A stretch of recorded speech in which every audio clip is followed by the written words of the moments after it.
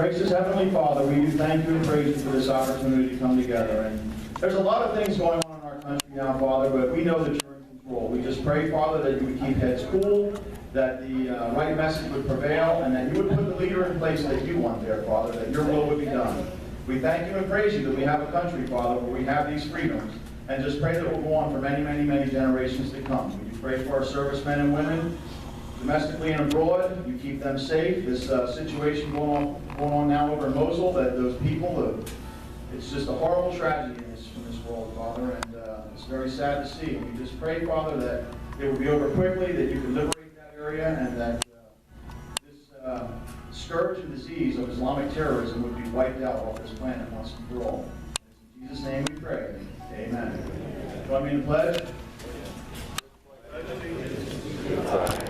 United States of America, and to the republic for which it stands, one nation, under God, indivisible, with liberty and justice for all. Thank you. At this time, we'd like to bring Carol up and have a brief announcement about education.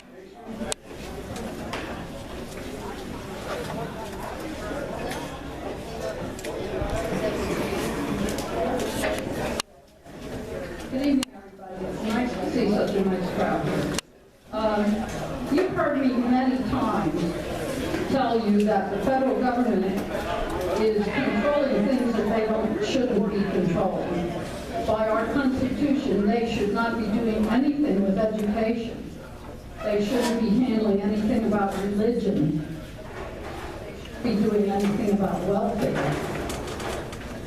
But they have their fingers in all these things, and they're not supposed to. I mentioned that at a group meeting that I was at, and somebody in the meeting said, well, in the preamble it said promote general welfare. So I've had to go home and do my homework to explain the difference. When you help a person because they are indigent, they have no money, they have no place to live, that is not general welfare, that's special welfare. When you help a state because some disaster befell them, that's special welfare, not general welfare. General welfare is supposed to help all the people. The government's supposed to support things that take care of the collective needs of everybody. And so I'm going to list a couple things that will promote the general welfare. One of those things is that we need to have an army to protect us from foreign incursion into our country. Another thing, you may not think of it, but the fact that we have a currency. The government has set up a currency. You know, back in colonial times, before we had a constitution, different banks, different states were issuing their own currency, and it was a big mess because nobody knew what anybody's money was worth. So promoting a currency that goes throughout the land, that's another thing that promotes our welfare. Of course, one thing they have done, they've taken the backing away from our currency. It used to be backed by gold. Now I'm not sure what it's worth since we don't have gold backing anymore. So maybe that's something they should work on. Regulating commerce, putting tariffs on things that get imported into our country to protect the things that we make here. Copyright and patent laws, those are things that are general welfare. If you have a good idea and you come up with a song, or you write a book, or whatever kind of thing that that comes out of your mind, you can go and get it copyrighted. Or if you have an invention, you can get it patented.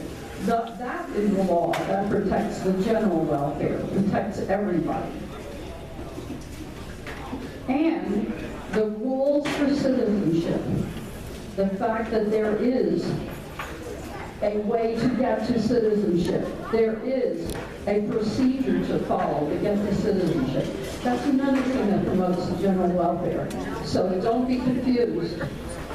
All those people that are getting welfare, that are living off of our money, That's not general welfare, and that shouldn't be handled by the federal government. Those other things that I mentioned, religion, education, welfare, are all things that the state should be handling. The federal government should not be doing that at all. Okay, so now you know the difference between special welfare and general welfare. Thank you.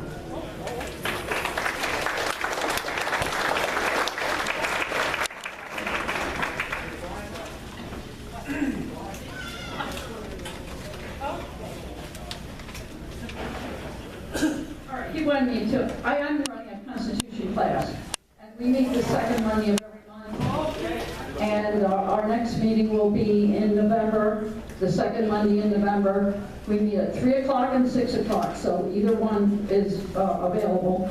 And we're meeting in a church in Fleetwood called Harvest Church.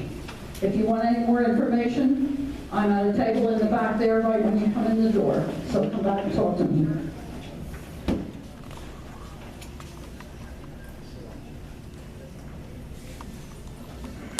Hi, folks. First of all, don't want to embarrass anybody, but if you wouldn't mind, if you're here for the first time, would you please raise your hand? Anybody here for the first time? Wow. Wow, that's fantastic. Thank you. Just to follow up on that, those of you that are here for the first time, are you here as a result of the robocall, or let's just say the robocall? Would you raise your hand? I see 1, 2, 3, 4, 5, maybe about 6. Okay, 7. Okay, great, appreciate that. Thank you very much. Also, we were asked to make an announcement on behalf of the Trump campaign. Anybody that wants to put Trump signs up, we can certainly use your help. Jim will be coordinated in the back. You can see he's raising his hand. We have all kinds of Trump signs. They'll tell you what areas to put them on the highway, what the rules are. You want to put out 10, you want to put out 20, whatever you want to do, you can certainly do that. We certainly appreciate your help. Please see Jim at the end. Now, the Berks County Patriots, we also have an election next month, actually November 17th. And as I mentioned last month, our election process has actually started, and per the bylaws, I need to read the following. Nominations are now open and will be open until October 31st. Nominations will be accepted in writing, email, or U.S. mail to the chairman of the election committee and posted promptly on the BCP website. It is the responsibility of the nominating entry to ensure that the intent is communicated to the election committee and shall have their name and email available to be displayed on the BCP website. Self-nominations are permissible. Folks, we have 4 board vacancies, and we have 5 positions where the board member's term ends December 31st of this year. Look, folks, we need your help. Every month we're up here and we ask for it. We're at the end of the line. We're really skating with the personnel we have. We actually have a skeleton crew that we're working on. So we're hoping that one or more of you do step up and help us. I appreciate that. Folks, enjoy the rest of the evening. And Rod, are you up next, I believe? Yes, you are. Person in charge, folks. The one and only, Rod Miller. Good. You know how much time he has allocated, don't you? Okay, just so you know. 2 minutes.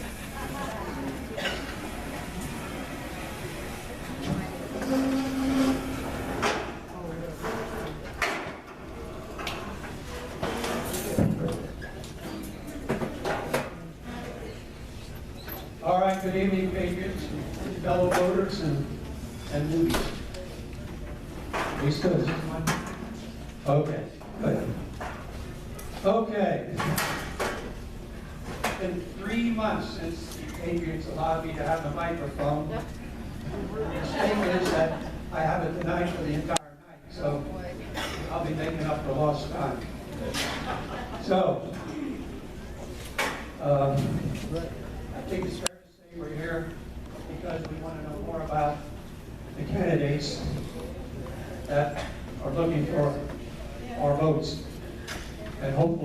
have candidates that have agreed to be here. Louder? Okay. Okay, I hope that the candidates tonight will give you an insight on their position, that you might know who to vote for or against come November the 8th. Couple of announcements. One announcement I was asked to make is, aside from the candidates themselves, there's a question on the ballot if we want to have the judges have their term extended where they can stay in office until 75 years old. The board discussed this with our position, especially considering the two Supreme Court justices that just resigned in shame. Timing is everything, and I don't think this is the time we want to give any judges any additional latitude that they didn't have before. So that being considered, this is not a conservative or a liberal vote, because I have conservative friends in the House support this bill. I also have conservative friends in the House oppose the bill.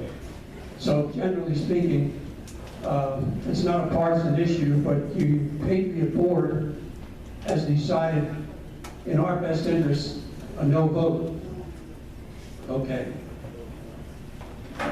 Another short announcement I was asked to make is Saturday, 1:30 at the My Missing Family Restaurant. Pat Toomey will be there. For any of you folks who would like to meet Pat, that's the plan. Okay.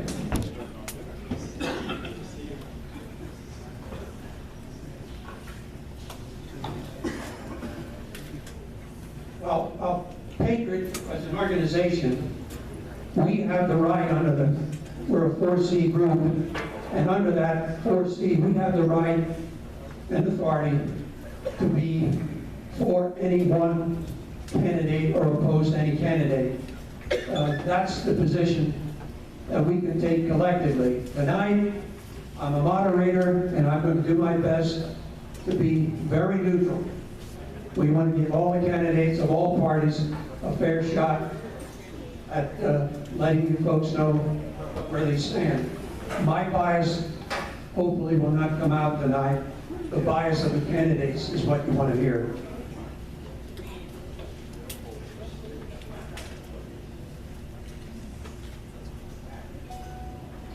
We have candidates for both the national offices, Congress, Senate, and we have surrogates for the president. And then we have a lot of candidates for state office. The representative and the Senate offices, those that touch Berks County, they're all unopposed. So I invited them all to give us a brief statement of their position on issues and re-acknowledge that they're your senator or your representative.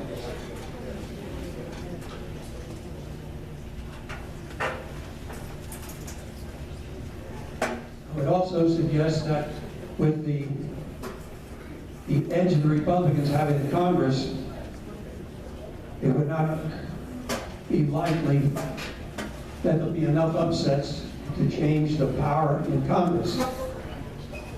And the Senate side, not so much. Pennsylvania is a battleground for not only the candidate to the presidency, but it's the battleground for holding the Senate. There's roughly, I think, 9 battleground states in play, and Pennsylvania is one of them.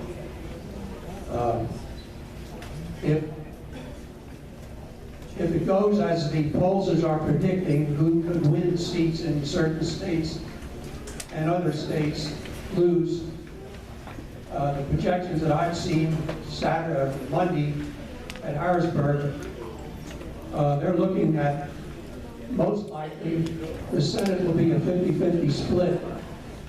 If that's the case, whoever becomes president the vice president will cast the tie. Keep that in mind when you go to the polls. If there's a couple of changes based on polls, it's conceivable the Republicans may stay 51-49 or end up to be 51-49. And then no matter who's president, it's not an issue regarding any Senate decisions.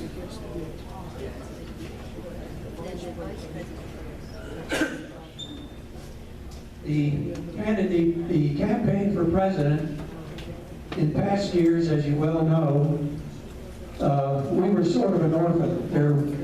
There wasn't many candidates for president stopped by Pennsylvania to try to attract our votes, but this year, where Pennsylvania is a battleground state, we've had ample opportunities to go to Trump or Clinton rallies throughout the state, and the money being spent.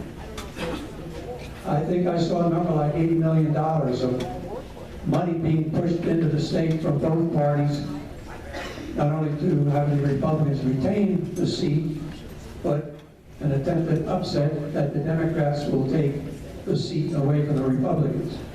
Again, November the 8th will make that determination. Now, in the case of the candidates for president and the race for president,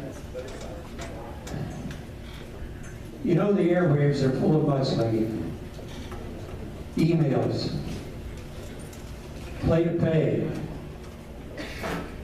WikiLeaks alleged passes by women actually have to have occurred as much as 30 years ago, and he just sort of filled the narrative of today.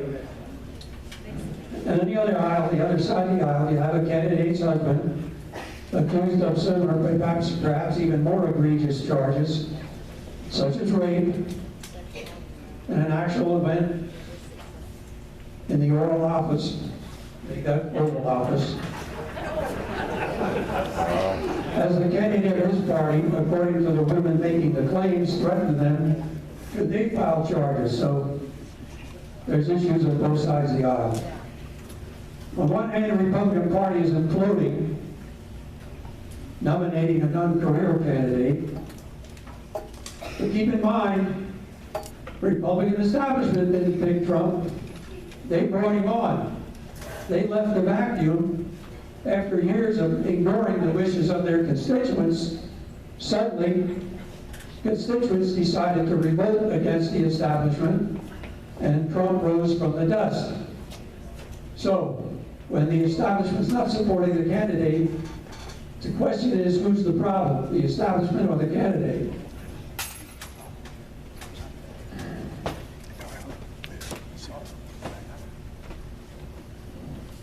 On the other side of the aisle, even Comey, the head of the FBI, called Hillary a liar, and she's been consistent before and since.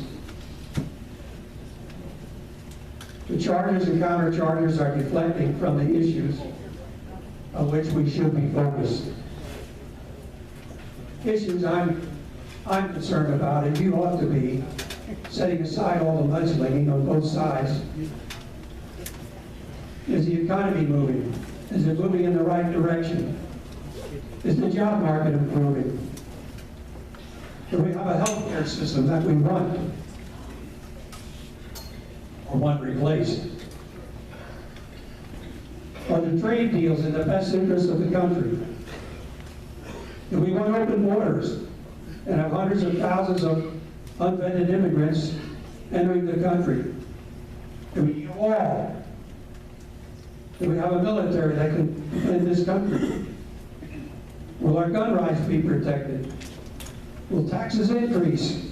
Or will the federal government decrease and have a balanced budget? Will the IRS continue to investigate organizations like ours, whose views differ from the president's? Politically independent, or perhaps might even be replaced. Will the new Supreme Court judges be constitutional constructionists or activists? In fact, will the next president understand and obey the Constitution? As for the state issues, we are at the bottom of all states attracting or even retaining business. We have the most costly government in the nation. That's just to maintain staffs, satellite offices, political salaries, and pensions. As reported in the news, we have the most corrupt government in the nation. 2 speakers of the House saw their last term determined by a jury. 2 Supreme Court judges resigned in shame. 2 attorney generals, one served time and the other since is under review. A state treasurer was caught years ago double dipping, and recently, long after leaving office, she was caught again. The current treasurer resigned due to pending extortion charges. A state senator from Philadelphia and a congressman are on the verge of heading to trial. Several House and Senate members have been charged, convicted, and incarcerated in recent years. Frankly, I've lost track. I mean, there's more, but you don't get so much time in your life to keep track of these folks. Okay, for the evening's agenda, here's the way we plan to do it. For those in attendance with no opposition, most of that's your representatives and a senator from Berks County, we'll allow 2 or 3 minutes, and based on my agenda and squeezing things in, I'll try to give them each 3, but if they only have 2, it'll help my agenda. But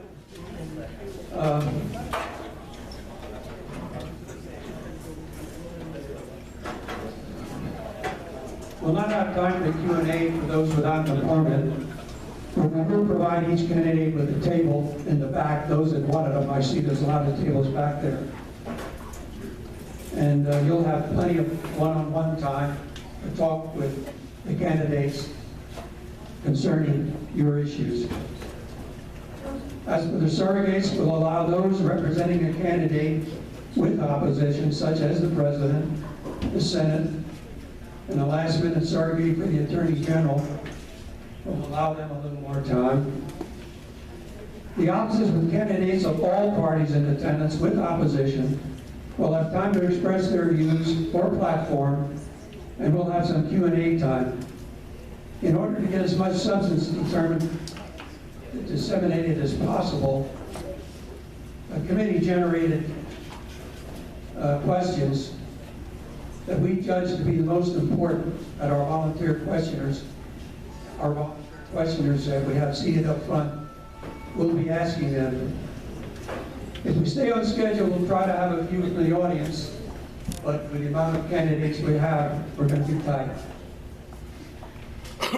Now, the Pennsylvania House and Senate candidates, I'd like you to keep in mind something, as each one is free to say what they wish, but in their period of time, but remember our issues that we've hammered on for years. Property tax, paycheck protection, right to work, prevailing wage on publicly funded projects, voter ID, gun rights, and pension reform. I looked at the voting record as far back as 1987.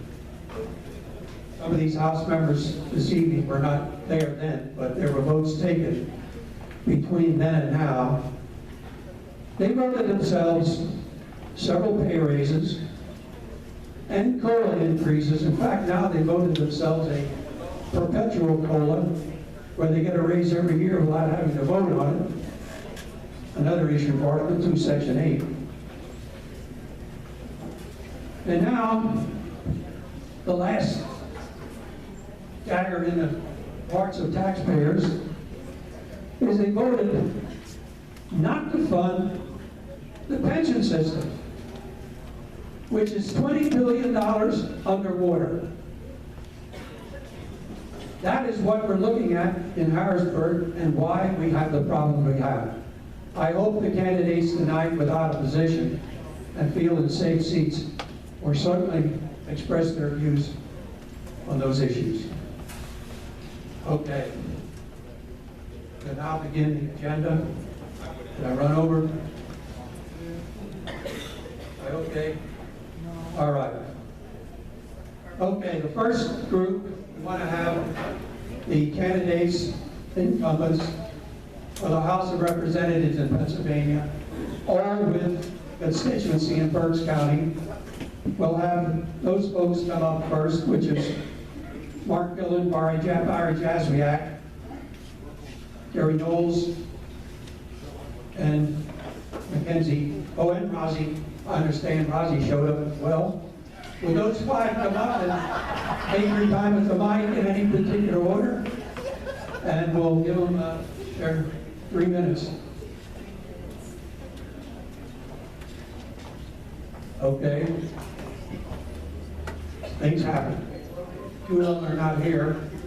And if they do show up later, we'll squeeze them in. If not, we'll go with what we have. So, no particular order, but Mark, since you're usually the loudest, why don't you go first? I'll make sure everybody's awake. Nobody wants to follow the other. I do have to wake him up after you're done here, right, Ron?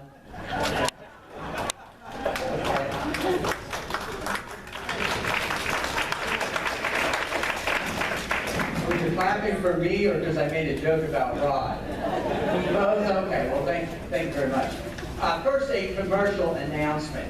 On the back table there, many of you know that a group of us have gotten together to start a Berks Military History Museum. And I would be very pleased if you came by and visited the table and picked up our 75th anniversary Pearl Harbor Remembrance Dinner. And in case you're wondering when that is, it's December what? Okay, very good. Appreciate that. 2016, this year. You know, as I look around this room, I see Jim Boyer over there. I got a room full of friends. I feel very fortunate when I come here, how well you treated me. My wife is back at the table. We decided to spare you the children tonight. When you've got 5 daughters and they start at 3 years of age, they start getting running around, and I know you have a shush sign in the back there. But, you know, I see Jim. We have a special fraternity here. It was a number of years ago. A little picnic table showed up when we were in Modenborough, and our children had been younger then. And Jim just decided, you know, he loved us enough that he was going to make us a little picnic table. And that's the kind of relationship that we have around this room. I'm very fortunate. I'm very grateful to have friends like you folks. And I can say many things as I look all around the room. Can I just mention a couple things? You know, when you have 2-year-olds in your house for a long period of time, and when I ran for the legislature, I had a 2-year-old. That was Liberty running around the house. And now, this year we had another 2-year-old. She just turned 3 running around the house. Now, what is the preeminent word that you learned from a 2-year-old? That's no. Okay. Well, you know what I decided? I was going to put the 2-year-old special phrase, unique phrase, constant phrase into operation when I went into the legislature. Now, in Ron's opening speech, remarks that he made, he mentioned legislators, and rightfully so. But this group of legislators wasn't around for many of the things that were described in terms of pension votes, pay raise votes, etc. But when I went to the legislature 5+ years ago, you know what I decided? I was going to say no. They handed me a slip of paper and they asked me what kind of a car that I wanted that you were going to pay for, and I said no. Actually, I said I'd like a '94 Buick. So we don't have it. I said no, but I have one, and that's what I'm going to drive. You have to learn how to say no in the Pennsylvania legislature. They told me that I was...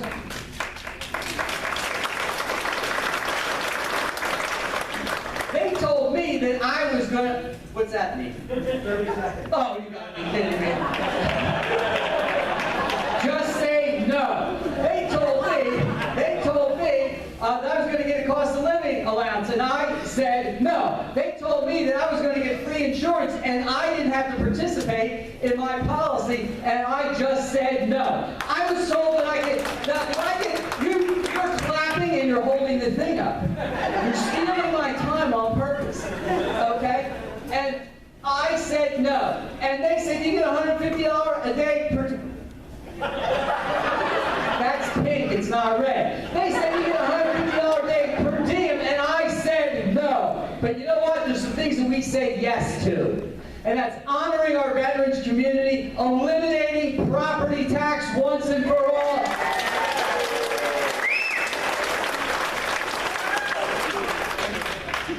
And I'll be back up later, and also respecting your elders. I'm finished.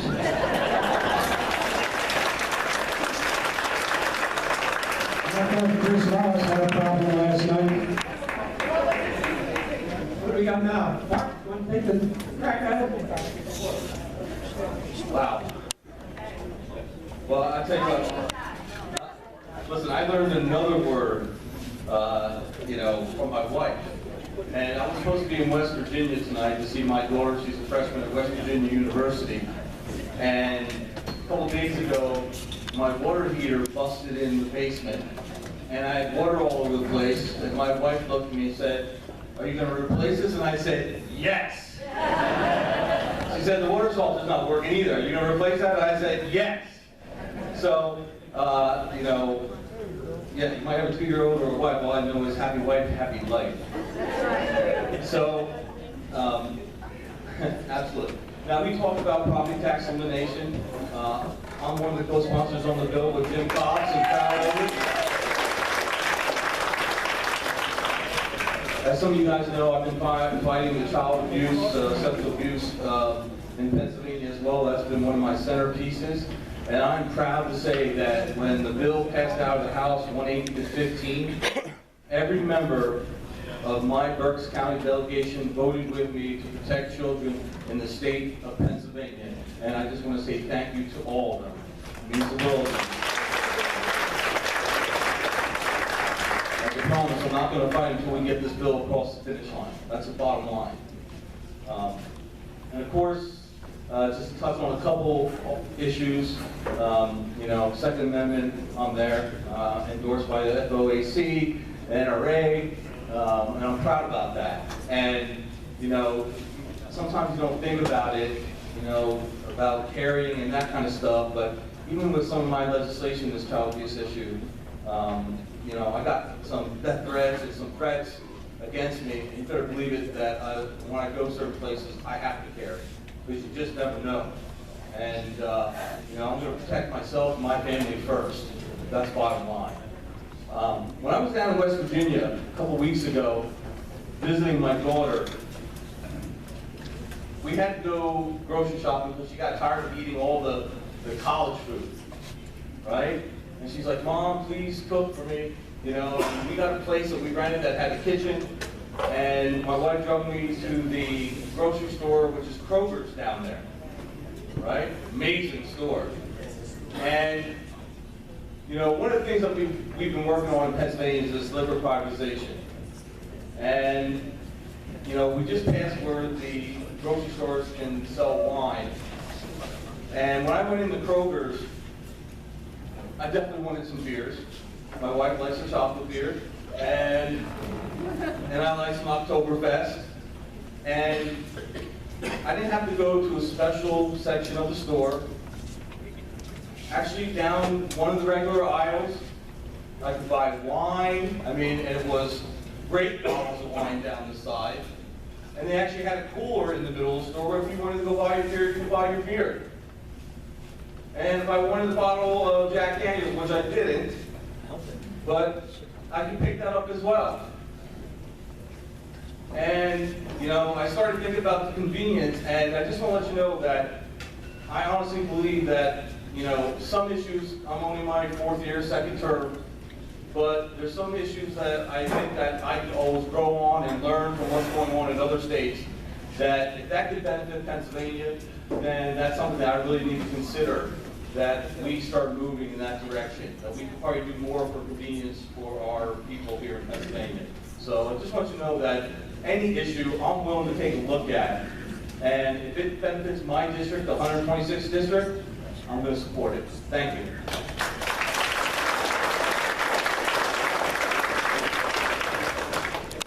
All right, well, thank you, Rod. I want to thank the Patriots for inviting us back.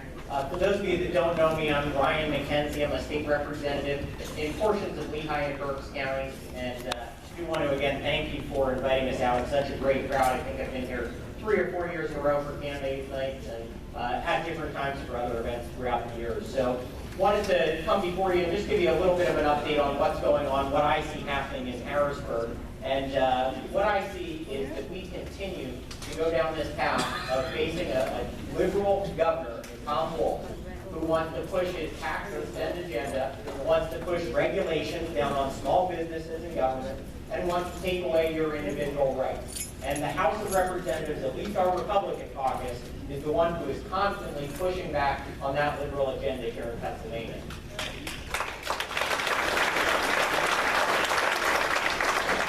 And so when I'm talking about that liberal agenda, let me put it in perspective for you. The first year in office, Tom Wolf proposed $4.7 billion in tax increases. The single largest tax increase in Pennsylvania history, and a larger tax increase than all 50 states combined. We held him off, and we were able to protect taxpayers. We're going to continue to hold the line on taxes. The regulations, again, they're coming down from the federal government, the Clean Power Plan, closing down power plants here in Pennsylvania, shutting people out of the coal industry, eliminating jobs all across the country, good-paying jobs for our hardworking Americans. And they passed this Clean Power Plan. Tom Wolf wanted to put it out. Thankfully, the legislature had the foresight to say that you cannot promulgate those regulations in Pennsylvania without us signing off on it. So we passed a law saying you can't do that unilaterally, Tom Wolf, which is what Obama wants to allow. We're the ones who have the authority to sign off on that. And so we put a check. When you hear about the balance of power and checks in government, we put that check on Tom Wolf, and we're going to stick to that plan.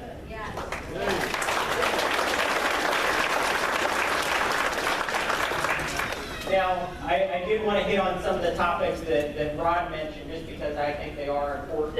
Another one is paycheck protection. Paycheck protection, again, you want to talk about protecting an individual's rights. They shouldn't have their pay deduct coming out through a government system, a deduction for their union. They should have an individual right to decide whether or not they want to send that money in. And if they want to make that decision, by all means, that's their choice, that's their freedom, they should have the ability to do that. But we should not be mandating that our individuals do it, and certainly not through a government-paid payroll deduction system. Finally, I do want to say, again, we're always fighting to hold the line on taxes, regulation, and individual rights, but also the Second Amendment. We know the Second Amendment is under fire here.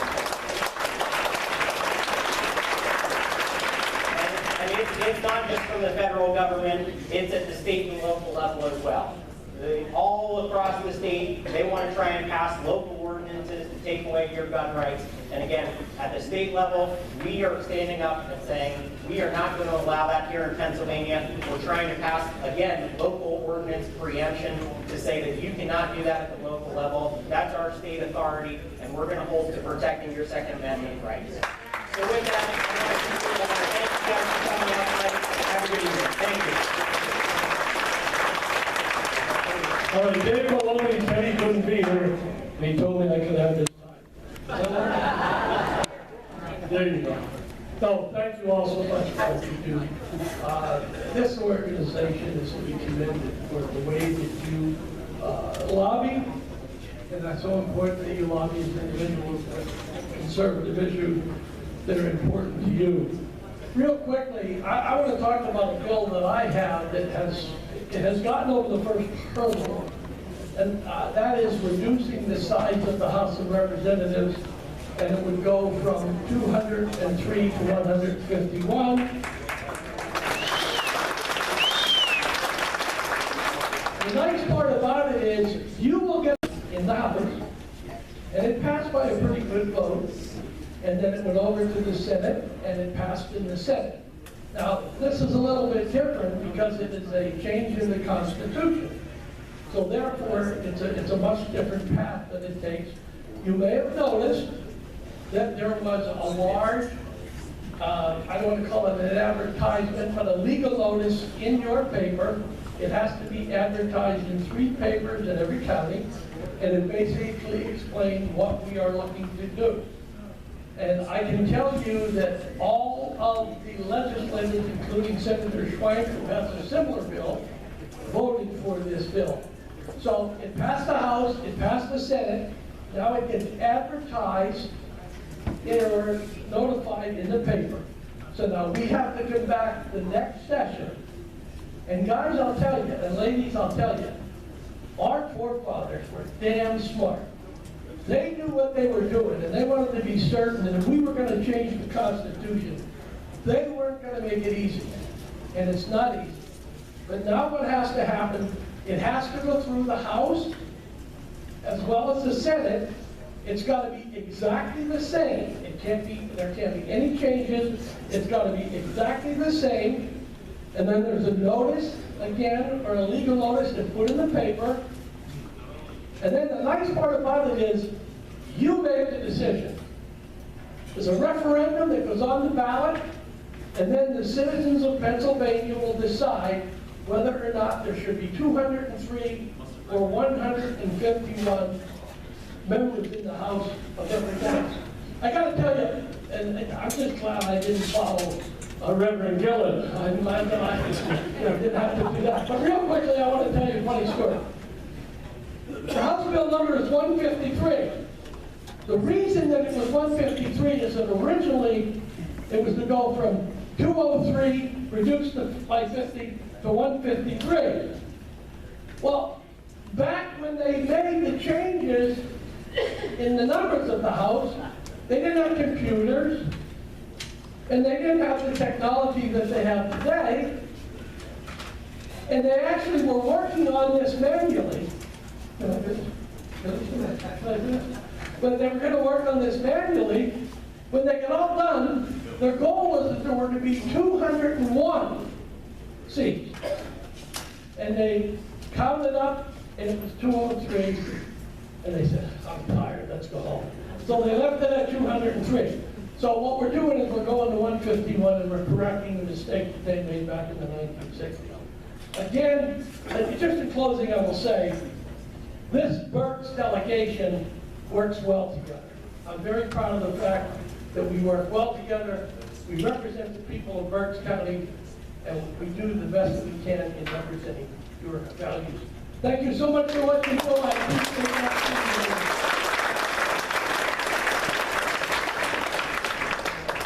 Okay, that was our Berks County rep team. We're missing one, Barry Jazriak, had made it. Okay, we're going to slide him in later. However, our only state senator that agreed to attend this evening, we got a no or no response from the other senator, David Argill. However, reliable Judy Schwank is here, so Judy, your turn. Well, I used to be my neighbor at our office in Muhlenberg Township. I miss seeing you back there. You sold your house out there.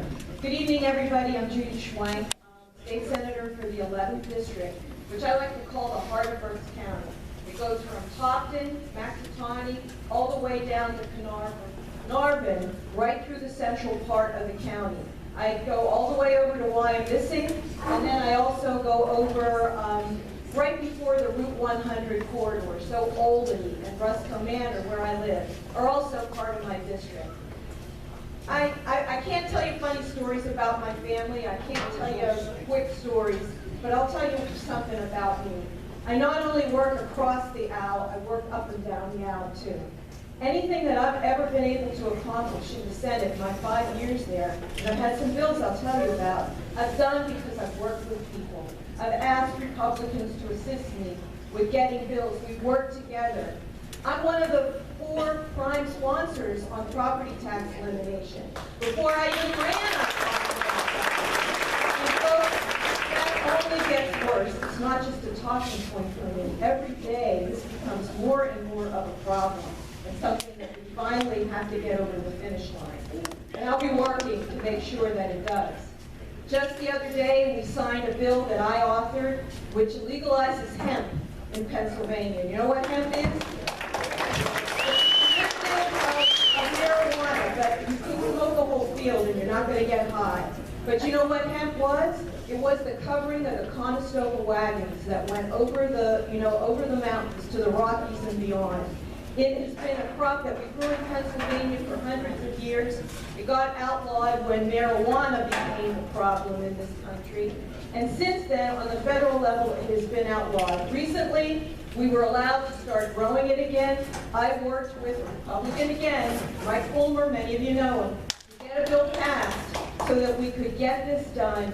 Farmers next year are going to be able to put hemp seeds in the ground. We import $2 million worth of this stuff every year into this country from China and from Canada. We can grow it here. We did. We have Hempfield Township. We have all of that named for hemp because we grew it here. So that's something I got done. And then locally, Barry Joswiak and I worked to make sure that we got some funding for that vacant land at the airport that could be converted into an industrial park so we can get manufacturing jobs. Look, IBM isn't going to locate here. We're not going to get a big pharmaceutical company. But we have strengths. We still build stuff in Berks County. We make stuff. So we would have a place for small manufacturers. We figure there could be about 800 jobs there. You might have read about the Glidden site in the paper this morning. The one that used to be the paint factory that looks like a scene out of the movie from the Planet of the Apes. That's not a new project for me. We've been working on that for 2 years to try to get the funding, to get it cleaned up. We have a laundry plant that wants a commercial laundry, that wants to come in there, about 75 jobs that would be there. I like to work behind the scenes. I like to work with people. I don't like to be so political. But I want you to know that I'm going to continue to work no matter what anybody's persuasion is. This is my home. This is my county. This is where some of my children live and my grandchildren. And I know you feel the same way about it. And I want you to know that my office is open to you. My services are open to you. There's so many things we can get done here. More things I can tell you about. The last thing I'll ask you, which nobody else did, if you're going to go and vote, please cast a vote for me. I'd appreciate it. Thank you.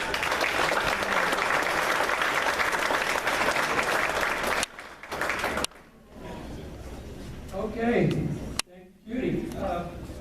By the way, just for the record, to get these politicians, if you will, for this meeting,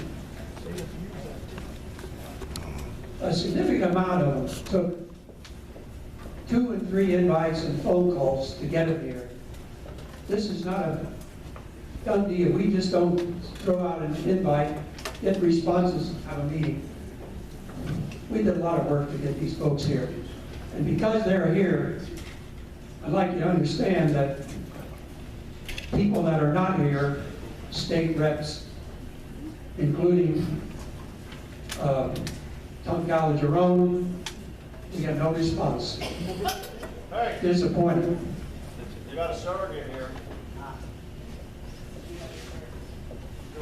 Chris Well, my rules were set on the email that said surrogates were for U.S. Senate and the President. All the others would be the candidate. I did get one last request yesterday, I guess, for a state office, which was John Rafferty. I bent the rules because of the situation. I said I'd let somebody speak on his behalf. Other than Tonkawa Jerome, I got a no from Jim Cox, who doesn't attend many of our events. Dave Maloney, he has helped us more than once, although he was a no. So, just for the record. Now, there are some say I couldn't hit a curveball, but I played ball. They might be right. Tonight I just got another curveball. Next on my agenda was the Auditor General's. Both the Democrat and the Republican responded with yeses. but I think I was just told that neither one is here. Is that still the case? I guess it is. And moving down my agenda, the next one on my agenda is our state treasurer. Is Otto ready to roll? You bet. Okay.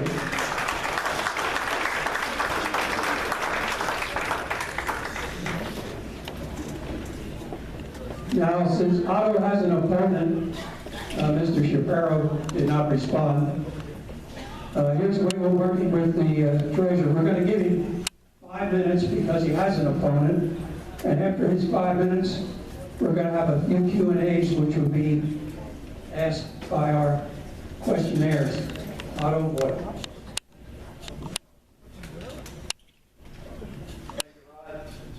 Good evening, fellow Patriots, and good evening, fellow deplorables.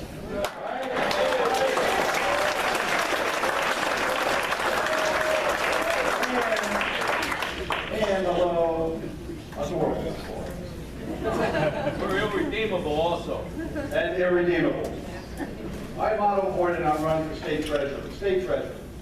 I was the first statewide candidate to come out and endorse Donald J. Trump for president of the United States. Let me tell you something else. I will not waver, nor will I back down, period. And neither can we. There are, I'm not a politician, so I need notes. There's 3 reasons why I support you. Probably the same 3 reasons, among others, that you do. Aside from the Supreme Court, he's going to take care of our military. He's going to make our military stronger. There's a lot of veterans in here, so one, Desert Storm veterans, so let's give a shout out to all the veterans that are here.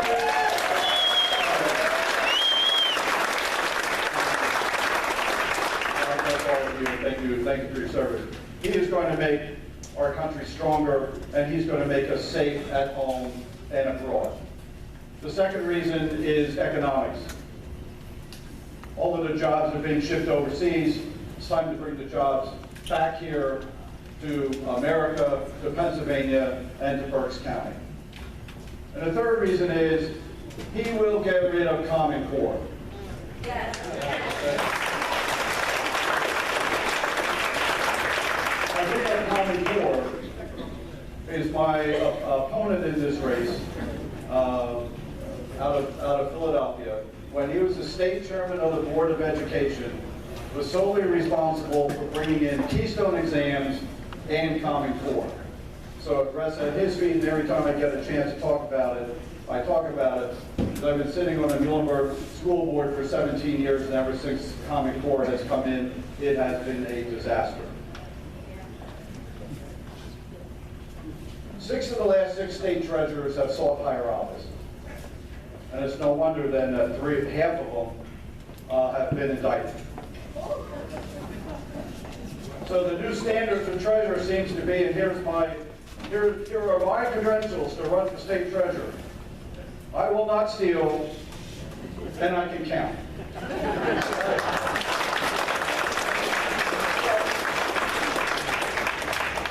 How is that for a new standard in politics? I quit my job a year and a half ago because, like you, I got sick and tired of everything that was going on. Sick and tired of the status quo, sick and tired of the culture of corruption, and nobody doing their job and nobody looking out for us. Here's a little history here of Pennsylvania. If Pennsylvania was a country, we would be the 20th largest economy in the world. In the world. But yet we have the 3rd worst bond rating. We beat out Illinois and New Jersey. Okay, yay. A person is leaving Pennsylvania every 12 and a half minutes. People coming out, not coming in. We need to turn that around. We talk about pensions, and here's where the state treasurer comes in. The unfunded liability, we read about it at $60 billion. It's not $60 billion. Because if you and I could get a 7.5% rate of return right now, I think we'd be doing it. So it's like 1%, 1.5% return. That means right now, with that rate of return, we have a $175 billion unfunded liability. No wonder our bond rating is the third worst in the country. Imagine how bad New Jersey and Illinois are. Also, we have the highest taxes, one of the top 3 highest taxes in the country. Our business taxes, let alone our property taxes, right, are skyrocketing. Why did we talk about property tax reform? Not only reform, but get rid of it. Okay, get rid of it. Nobody should lose their home ever because of property taxes. It's your home, but you don't own it, right? The government owns it. Because if you don't pay your taxes, guess who's going to come and take it? So a lot of issues going on in the state. Along with the highest taxes last year, there were some taxes that were passed by the state. One of them was a vape tax. Somewhat innocuous. 40% tax of vaping, like the vaping for smoking. Right. Okay, 40% tax on vaping. It has already cost 1,000 jobs in Pennsylvania. 1,000 jobs. I've been to all 67 counties. I've run into at least 4 small businesses that are going out of business, okay, because of that tax and they can't afford it. So we don't have a revenue problem here in Pennsylvania. We have an expense problem, right? This is, the second part of that is, where are we at? Of course, we can't tax our way into prosperity. We all know that, but it seems like everybody thinks we can tax our way into prosperity. Absolutely. And to what I think Brian talked about, we need to end our war on coal and we need to end our war on energy. And here's an example.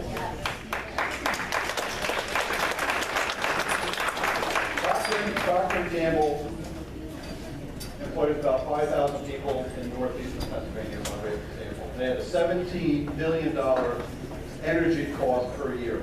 Because of natural gas, they reduced that to $3 billion a year. They are now the only plant in America that is expanding and hiring people at good paying jobs. So we need to get the pipeline from Pittsburgh to Philadelphia, because right now, it leaves Pittsburgh, goes down to Mississippi, around the Gulf, around Florida, up the East Coast, and then docks in Philadelphia. How stupid is that? So all of the jobs that we can have all across Pennsylvania, in Beaver County, they put in a shell cracker plant. Over the next 10 years, that's going to employ 6,000 people when it's up and running, 600 to 800 people. We need more plants like that all across Pennsylvania, because what happens then if people start coming into Pennsylvania, what happens when they come into Pennsylvania? They buy homes, or they rent properties, they buy appliances, they get their carpet, they buy their jobs. You need to hire a repairman to come fix the water heater when it breaks. So it follows down the line. So yell at me, it's how long? 30 seconds, I'm done.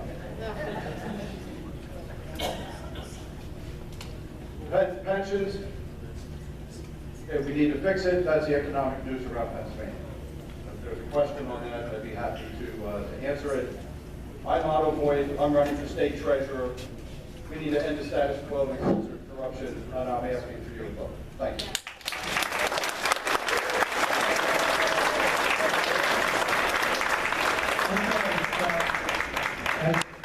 Is this mic on now? I guess it is. As we said, those were the opponents. We were going to allow some Q&A time. And the board put together 3 key questions. 2 of them didn't touch. 1 he did. But we'll ask all 3. 1 he didn't touch, he can minimize the response. But when you ask the first question, how do you declare how would like to ask the first question? Since the office is custodian of state money, 100 billion, according to the paper, what could you do to prevent the public pension system deficit from getting out of control? Everybody hear that? The state has a custodian of over $105 billion. One issue, the other part is having to do with pensions. How can we keep it from getting out of control? The answer is already out of control. And here's how it got out of control and what we can do about it. The previous treasurers, I mentioned 6 out of the 6 sought higher office. So they were paying off their cronies to get the contracts to invest the money. 46% of our pensions are in hedge. ETF, since 1991, it has averaged over 9% a year. By doing nothing. No fees, index, that'll save us over $600 million a year to put back into the pensions. So to keep what we have from growing more, I'm going to fire Wall Street, save the $600 million, and go into an index fund. About 5 to 10% of the portfolio will be in some alternative investments. As most of us would have that type of investment if we had a few dollars. I know if I were $2 left over, I'd play the lottery. It's a good retirement plan. Things keep going the way they are. So one is to stop the bleeding, fire Wall Street. On the other end, as far as the pensions themselves, we have to change it, and we have to go into some sort of defined contribution. Okay, I believe, I know there's some people here tonight who will disagree with me. Any plan that's on the table right now, it's not a good plan and will fail. And I'm going to fight against that because we got to fix it now once and for all. Okay, we'll try to put down to a minute here, stay on schedule, but let's get the second question. The House passed a budget allegedly balanced by smoke and mirrors. Is approving and signing a budget knowing it is not balanced a felony? And what action might the treasurer take under those circumstances?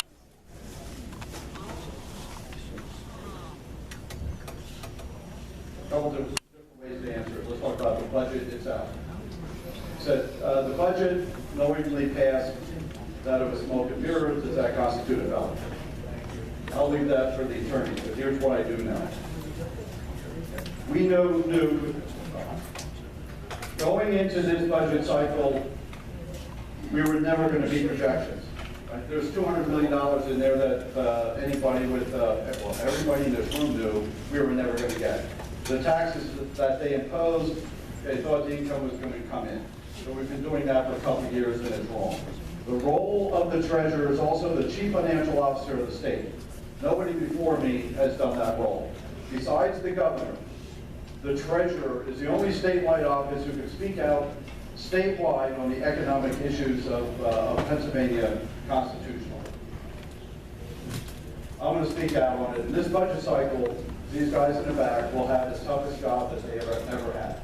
Never had. One, you got to solve the pension. Without solving the pension, forget about the budget.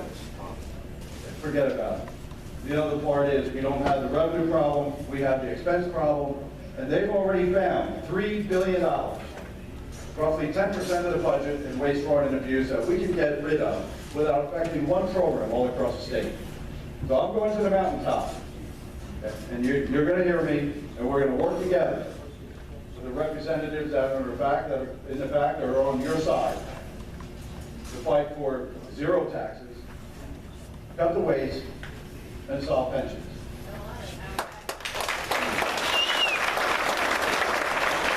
Okay, we have a third question which you've already touched on, so you might just be brief on the third question. The treasurer's office has a history of corruption. What safeguards do you suggest to restore integrity in the office and put safeguards in place so financial misdeeds are quickly identified and subsequent prosecution would be swift?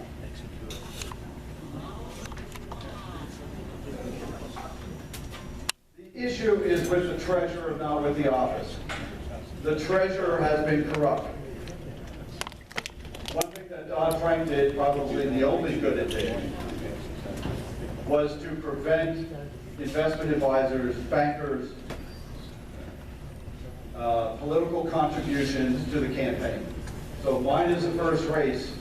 I think I can take $250. But before, you're talking about millions of dollars, and that's why the contracts went to certain investment advisors and to Wall Street, and we got the fees in the situation we're in. So step one starts with the treasurer. The treasurer isn't honest, forget about it. You put all the safeguards you want, but if the person is corrupt, you're not solving anything. My background is all about managing money, all about leadership, all about trust. You don't lie, cheat, or steal, we'll tolerate those that do, period. We all know that in this room, and that's how we conduct our lives every single day. So why can't the people that we send to Harrisburg live by that same honor code? As far as the people within the office, yes, we'll have policies and procedures, safeguards. So like in any accounting, the same person that writes the check doesn't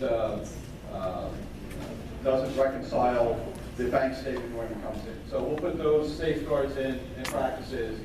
And anybody who walks into the treasurer's office or anybody that walks into our department and attempts to bribe anybody, they're the people that are going to jail because they'll be reported to the FBI and to the Securities and Exchange Commission. It starts at the top and it starts with me.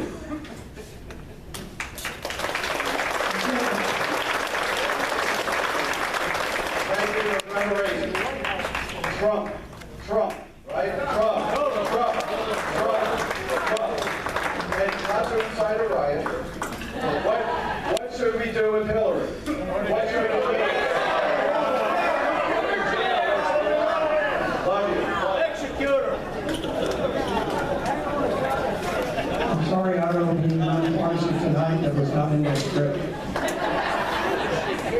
What was in my script was the Auditor General, which again didn't show up. However, Barry Josiak was late for class. He can report to the teacher, and we're going to give him his 3 minutes. And following that, both Barry and Mark Gillen will share the duties to cover for John Rafferty, who did notify me at the last minute that he had a conflict, and I'm going to allow the surrogates on his behalf. So, Barry, would you first want to speak for a few minutes on your own candidacy?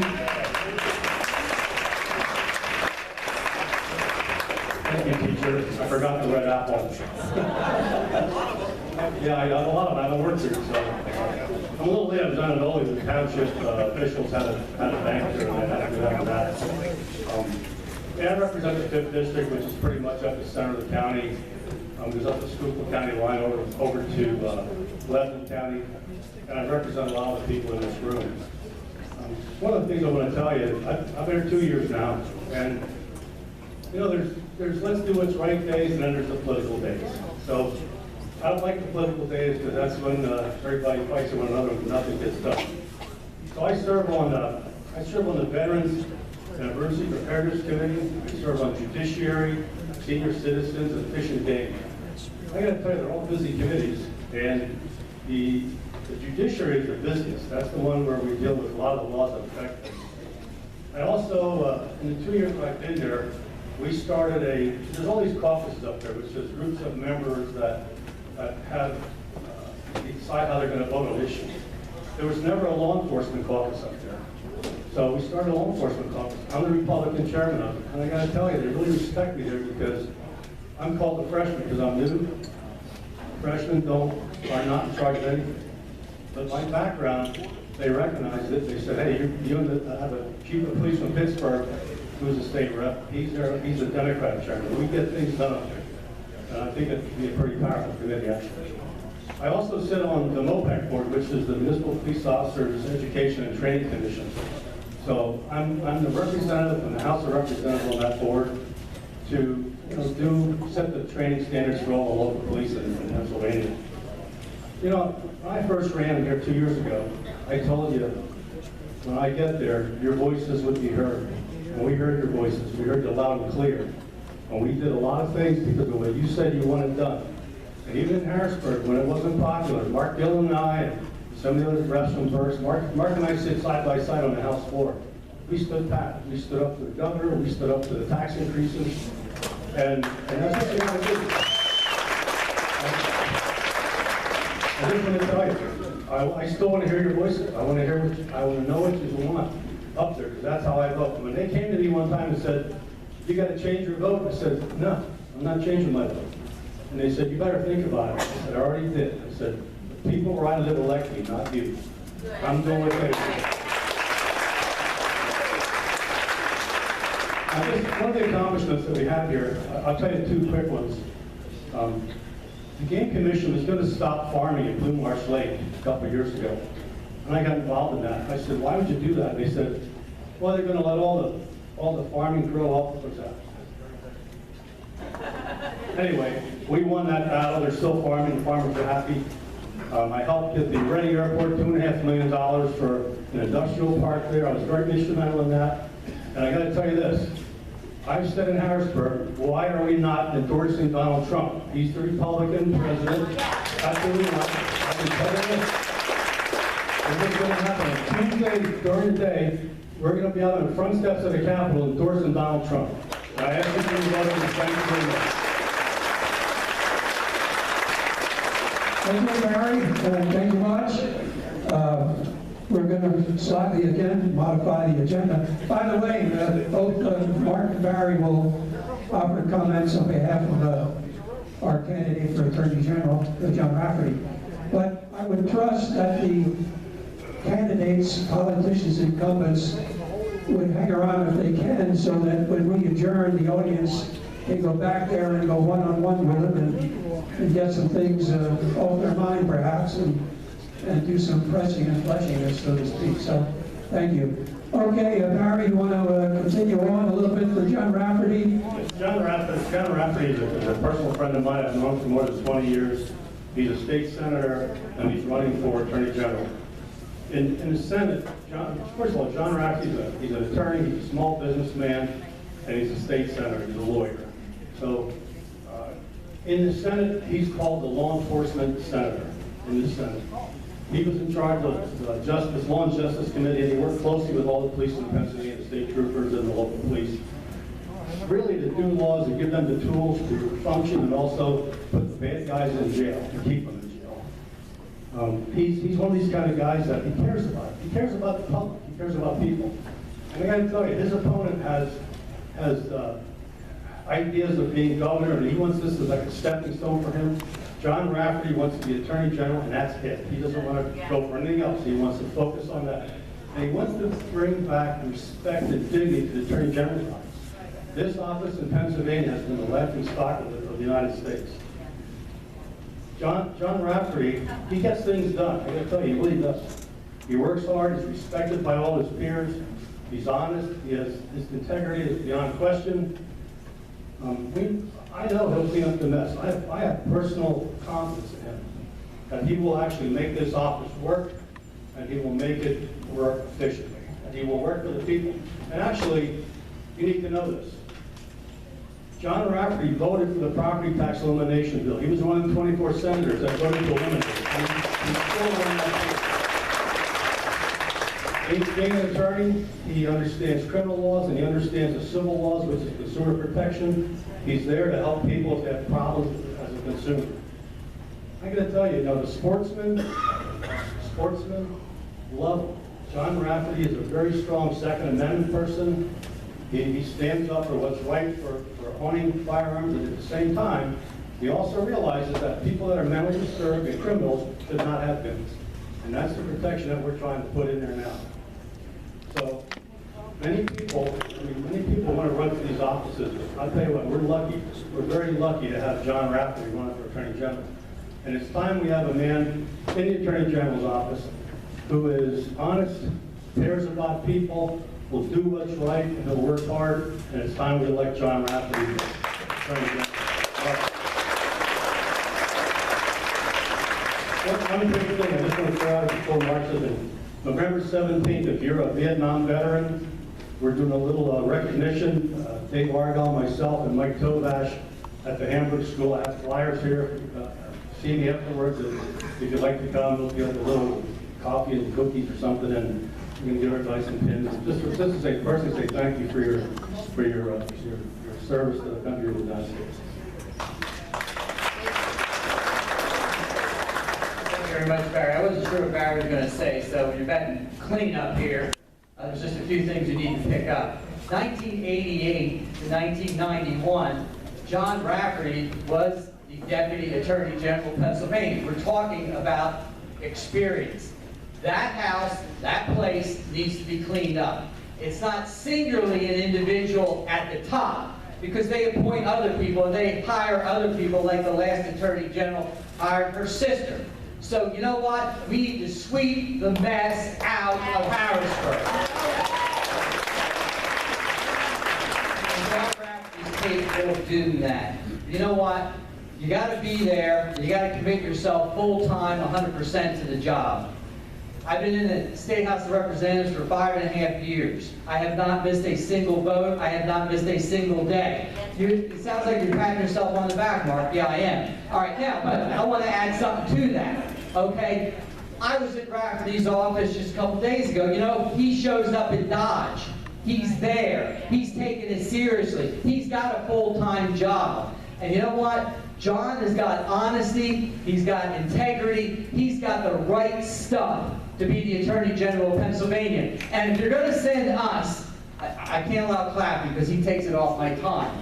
Okay, now, if you're going to send Barry Joswiak, and you're going to send Mark Gillum, and you're going to send Jerry Knowles to Harrisburg, we got to partner with the Attorney General. We got to partner with the Auditor General. We got to partner with the Treasurer. We know already what happened to the Defense of Marriage Act when we had an Attorney General who didn't want to defend it. It was the law of the land in the Commonwealth of Pennsylvania. This is an important job, and John Rafferty's being outspent 2 and 3 to 1, and Bloomberg sent $250,000 check in the campaign. Are you happy about that? All right, then you need to do something about it. You not only show up at Dodge, you get 10 other people to show up at Dodge. How much time was I supposed to have to do this? 2.5 minutes, okay? I'll tell you what, the guy's on top of this. All right? Let me say this in closing. I see a lot of the same faces in this room. You're going to have to be catalytic this time around. There's a heavier lift involved. You're going to have to be working some longer days. The hoopla in this room is a good starting point. But when you leave this place, and tomorrow morning when you wake up, you get on that telephone. You knock on some doors, because personal contact makes a difference. That's how you win votes, because, you know, there's a big fog over this election cycle. We need to help sweep some of that fog away. God bless you. Thank you.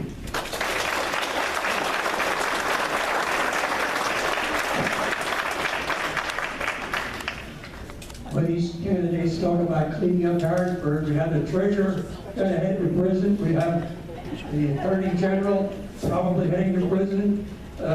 These people, they served their last term in jail. It's unbelievable.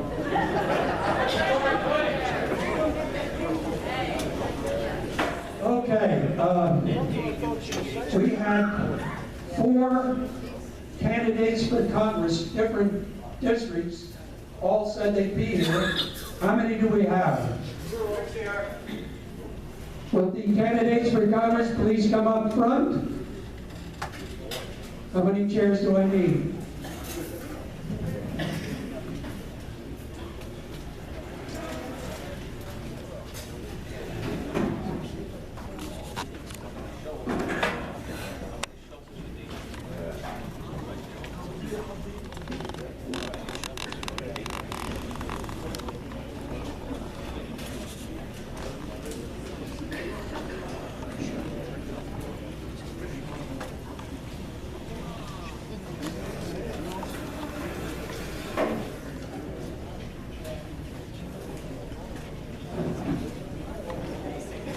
Okay, folks, we got 2 for 4. Well, that'll keep you on the starting lineup anyway. So, what we have for Congress is Mike Parrish, and he's the 6th district. Yes, 6th congressional. Oh, misprints. Oh, sorry. John House is the 16th. Right. And you are the 6th. 50. Oh, Rich Doherty. Sorry. Rich Doherty is here running in the 16th as a 15th as a Democrat, and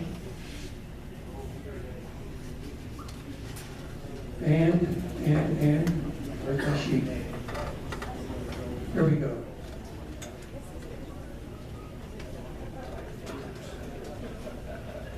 Sean Patrick House is the 16th running as a Libertarian. They're not running against each other. They're both out to win their own seat, and that's fine.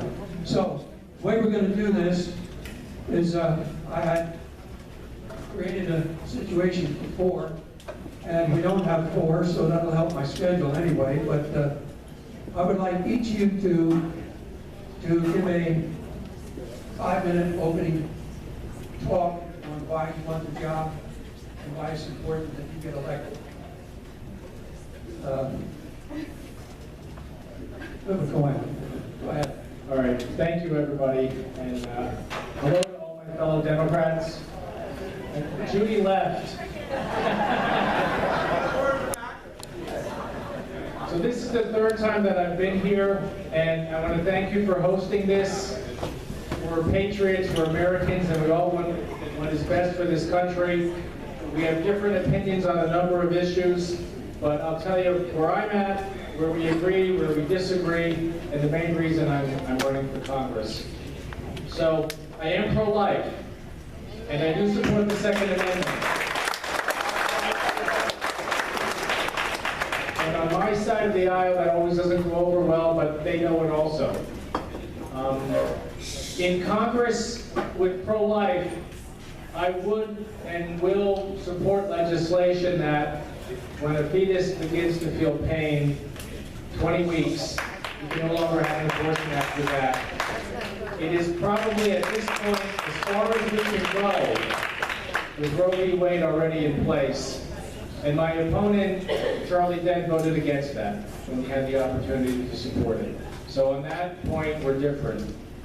The Second Amendment, it's interesting. The Constitution Center in Philadelphia has a way to be able to look where the ideas for the Bill of Rights came from. And so the well-regulated militia is in there, of course, with the Second Amendment. And the part of the Second Amendment of personal ownership of firearms for personal protection and for freedom, well, that came from Pennsylvania. And that came from Berks County, Lehigh County, and Northampton County, because at that time, we were the frontier. And so, clearly, in the 15th Congressional District, the Second Amendment is a very important issue to the people who live here, and I support it.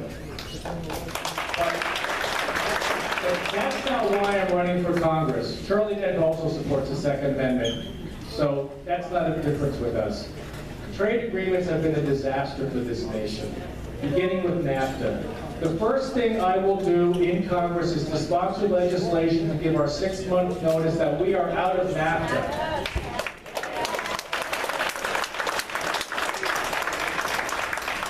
And that's not even meant to be an applause line. That's a kindergarten step.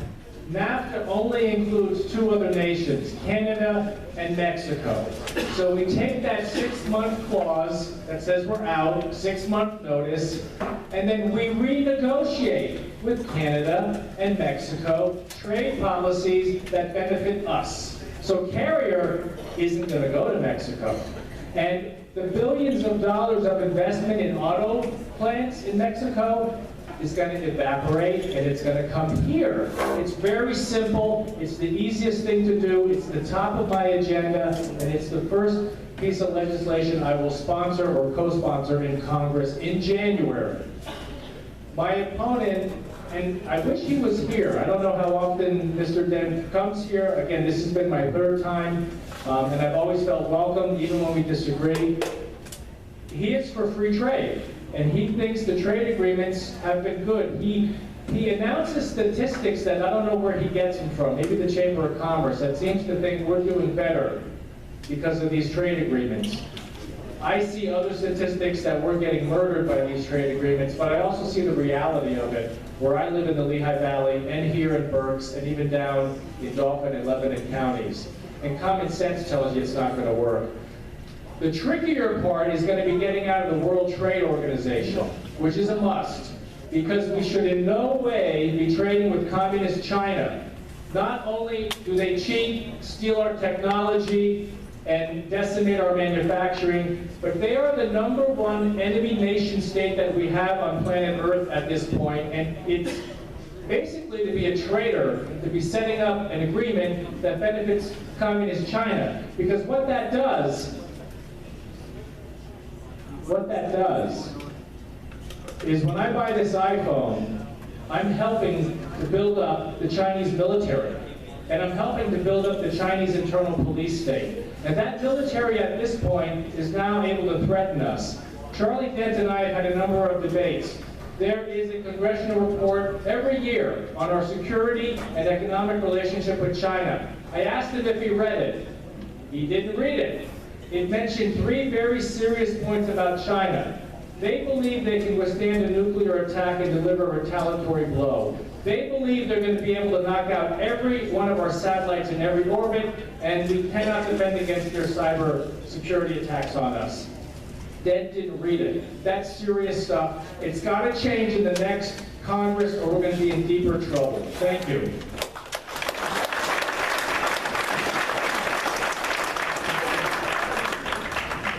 Good evening, folks. My name is Sean Patrick House. I come from Columbia, Pennsylvania. I'm a member of the Libertarian Party since 1992. I'm actually the chairman of the Libertarian Party here in Pennsylvania, appointed this year. My background, I have a Bachelor of Science degree in Computer Information Systems. I was born in the city of Coatesville. My father was in the military, so the first 11 years of my life I traveled to Fort Meade and Fort Lewis in Germany and all places as a little Army brat. Very authoritarian household. We're here to talk about politics. Politics is control. So whether you're going to dance with the Republicans or you're going to dance with the Republicans or Democrats, are going to tell you what you want to hear, but it's going to continue on and on and on. The Libertarian Party is here to break this Coke and Pepsi mentality that that's all you have to drink. You're the water candidate. It's real sad that we just had our 3rd presidential debate. Our presidential candidates, both 2-term governors of states, New Mexico and William Weld of Massachusetts, were both Republicans over heavily Democratic states and got elected twice. Border governor, as Governor Johnson was. So what I'm getting at is we are really missing out on not having them in the debates. I know there's a lot of animosity against Trump. I love to know there's a lot of animosity against Hillary. Yes, I believe Hillary deserves to be in jail. But I don't think that we should be giving Mr. Trump this pass. Before you guys picked your candidates, I was encouraging all my friends to support the Liberty candidates on either party. That would have been Representative Rand Paul, and that would have been Bernie Sanders. Because in 2012, I was the county chair for Ron Paul. We supported him, and the Republicans shafted him. They shafted him in 2008. So now we saw the Democrats shaft Bernie Sanders by not counting his votes, having these super delegates. This is typical politics. And I have a 10-year-old in the back with my daughter. There's a big libertarian porcupine up there, which is our new symbol. It says, "Don't tread on anybody." We're tired of Coke and Pepsi candidates, as I might have stated earlier. Too much high fructose corn syrup in politics. We want to get to the root of the issues. So again, running for the 16th Congressional in my area for Berks County, we have just basically the city of Reading, and I think it's Spring Township. Jerry Gelliff is in our back. He is our Berks County representative. They have monthly meetings because, again, we need to offer more choices. And we will be running candidates next year for township supervisors, county commissioners, mayors, so on and so forth, because this is not going to go away just because they closed out our presidential candidates. I was involved with the Chamber of Commerce debates with Representatives Senator Smucker and also Christina Hartman. That's my Democratic and Republican opponents. This is an open seat. Joe Pitts was there for 22 years. That man's going to get $90,000 as a taxpayer-funded pension, and I do not believe anyone deserves a taxpayer-funded pension. I think you get paid, if you're in Congress getting paid $176,000 a year, there's absolutely no reason that I can't get a private 401k and not put the onus on top of you folks.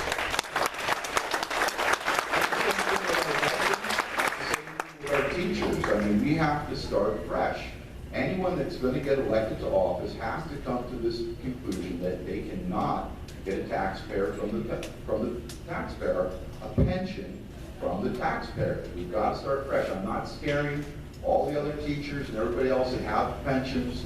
You folks need to get your pension shored up, and that includes Social Security. There's absolutely no reason that we should be borrowing from Social Security. Now, my Democratic counterpart, Paul Rizzo, is going against him. I have issues with these wars. We've been in Afghanistan for 15 years. My father volunteered for Vietnam. He was one of the first male nurses and flew medevac. And he was a volunteer as an older fellow. And that's why I said I come from a very authoritarian family. When you start digging deep into it, you find out, why are we in Afghanistan for 15 years? Why are we in Iran? Why are we in all these places that they were already talking about going into when there were other candidates? So anyways, I look forward to answering any question. We want to expand and benefit the folks here that need representation. There's 16% independents in the 16th congressional, 45% Republicans, 38% Democrats. I plan on getting at least 10 to 15%, being the first libertarian elected to Congress, to correct this problem that we have with our congressional staff. They've abrogated too many of their responsibilities, starting with the printing press, Federal Reserve, but we can talk about that later.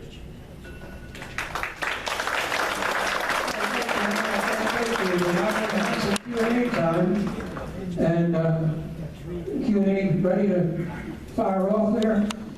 What we're going to do, we're going to have a question. Each of you get 2 minutes, up to 2 minutes to respond, and we'll have 3 questions. So go with the first one.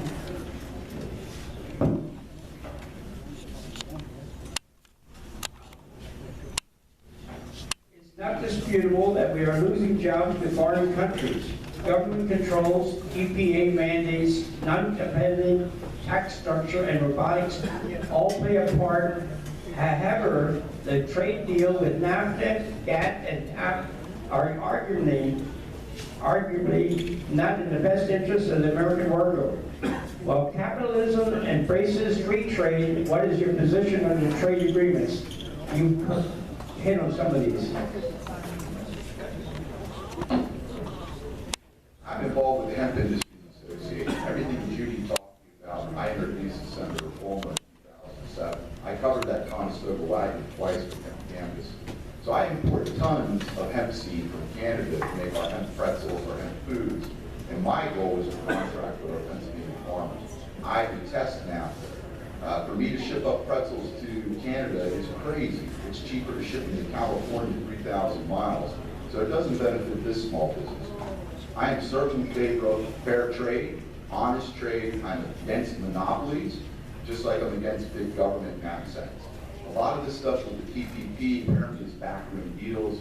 We have the ability to be sued by these type of companies, so I'm very skeptical. And if I'm that congressman for the 16th congressional, you're darn rooting that I'll be looking at fair trade. But we want to create jobs from the farmers' fields right here. Hemorrhaging, alchemy. They call it hemp the new billion-dollar crop in 1937 when that was backed by silver and gold. So you're talking trillions of dollars. My scare here is the Pennsylvania state store mentality. Well, politicians are going to get their fingers in, while they're going to keep the small farmers out, because we can create a lot of jobs from the farmers' field. Concrete, composites, press board, all your new cars and interior car panels are hemp. This is all renewable agriculture versus single source, fracking, coal, which is single source, and only a few people really benefit. So anyways, I would look with a judicious eye at all trade agreements, that it's not hurting the American people.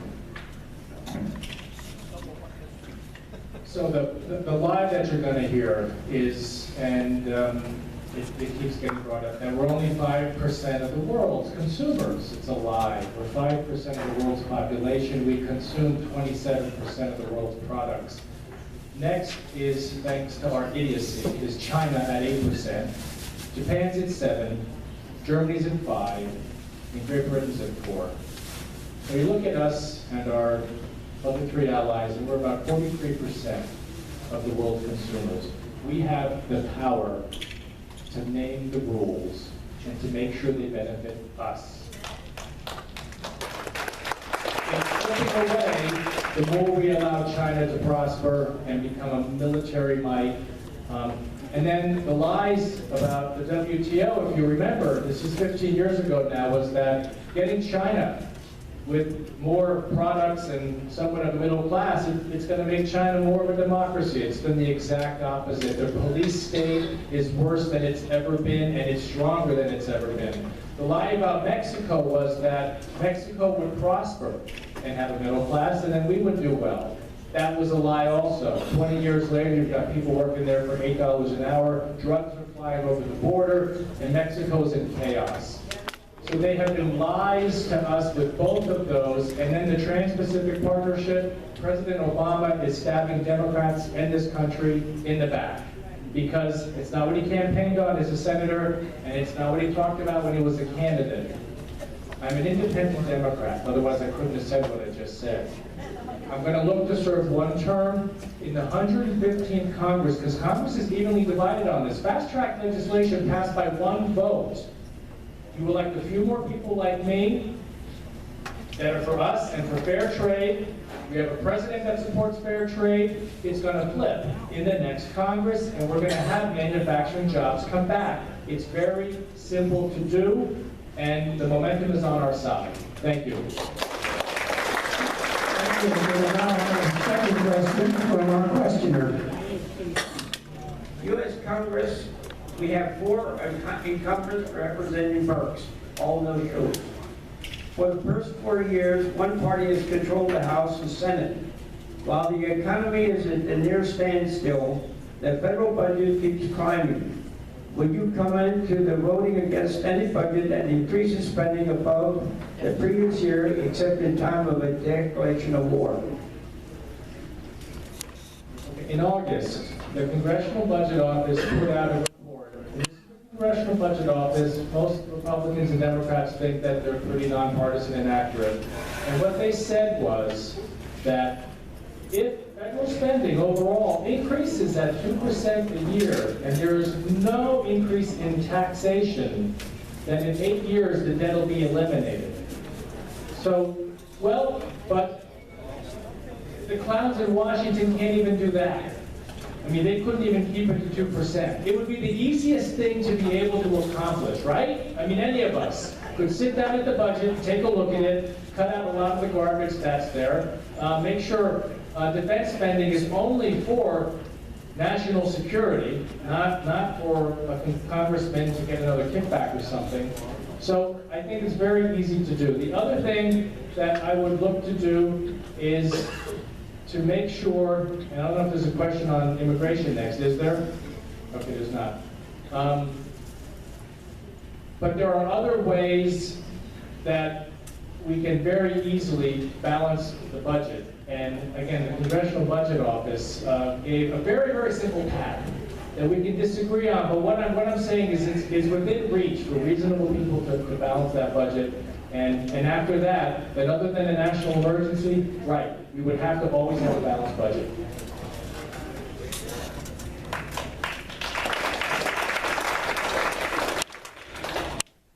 I consider myself a statesman and not a politician, so I'd rather tell you what I feel is a vision for leadership that we need to change. We definitely need to reduce our $20 trillion deficit for my 10-year-old, for everybody else. That again deals with our monetary system. I look at it as a libertarian that we need to do what the Republicans and Democrats have not been able to do, that will continue to tell you every 2 to 4 years what they're going to do, but they don't. And I'll give you an example. I was at a Rotarian meeting with Mrs. Hartman. Mr. Smucker did not show up. One of the questions came from the Rotarians was, as a freshman congressman, don't you have to spend X amount of time making phone calls and fundraising? She said, yeah. It's going to happen to Lloyd Smucker. I'm not going to be doing that. We're going to be doing the people's work.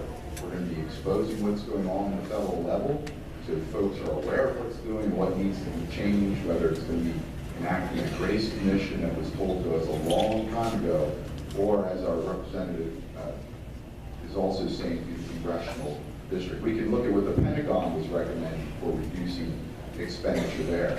We've got to look at different funding mechanisms, the way they're done. We've got to go with a constitutional apportionment.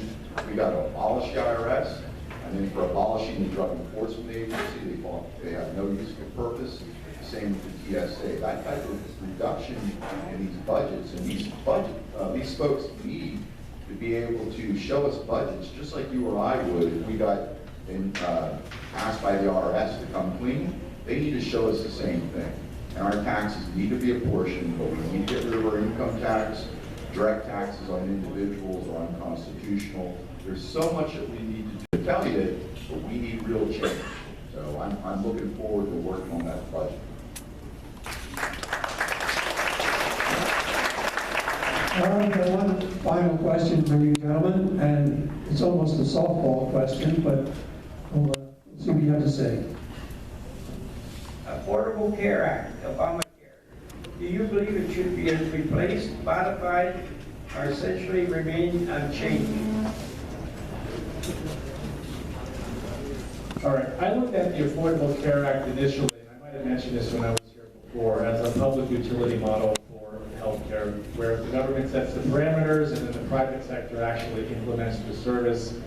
I do like the fact that they're looking at community health other than fee-for-service, because the perverse system we had before was, if I went to the hospital with a cold and got an infection there, the hospital made more money.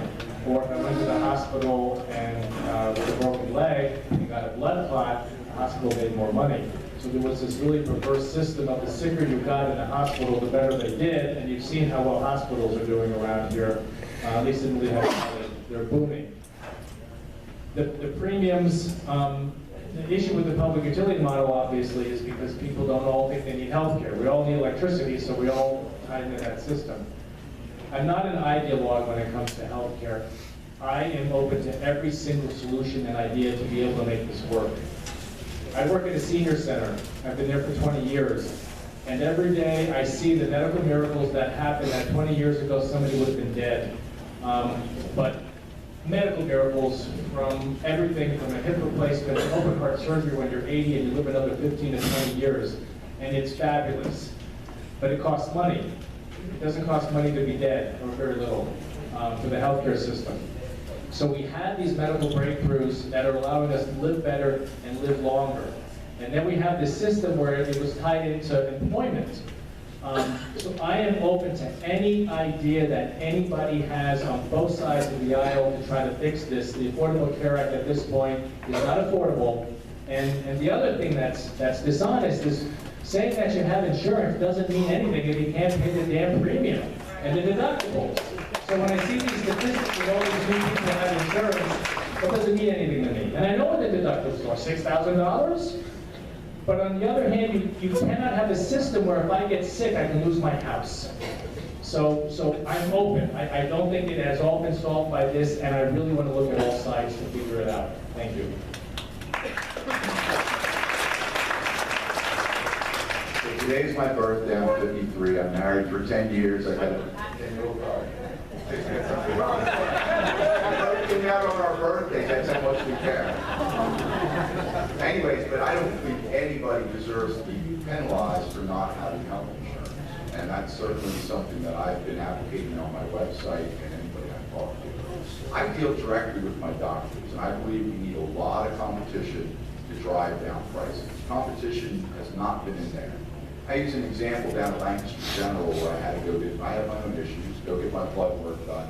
They wanted $500. I went to Quest Diagnostics, it's $182 for the exact same fee. You know, an $80 bag of saline solution costs $2 to fill.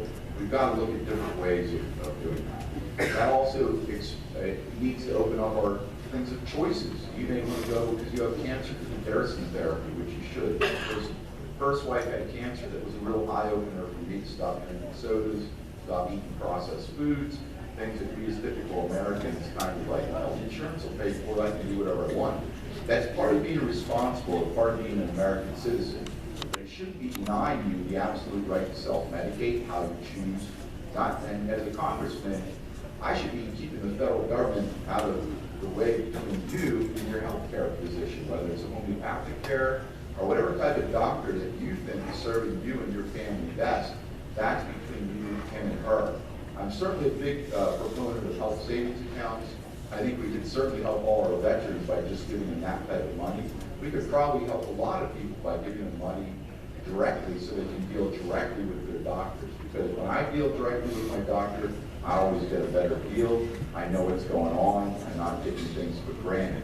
And I think we get complacent sometimes, thinking, oh, insurance will take care of it, I'll just go do this and this, instead of really looking at the root of the issue and dealing with it that way. We can pull each other up together. Ron Paul was talking about helping people that didn't have insurance. I've certainly gotten charity from some of the hospitals I've dealt with. I don't want to forsake the weakest among us, but we can figure things out together without having federal bureaucracy involved in your choice in your health care.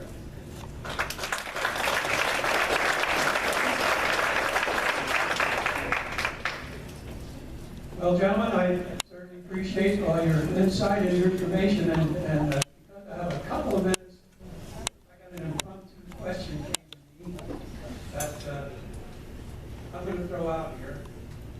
And since it was more or less directed to Mr. Coggerty, I'll allow Mr. House equal time, but I'll paraphrase because it's more parts than I want to be here tonight. But as the statement goes, there are many who are going to be voting for Clinton because she's a woman running for president. So she's going to get a lot of woman votes for no reason other than her gender.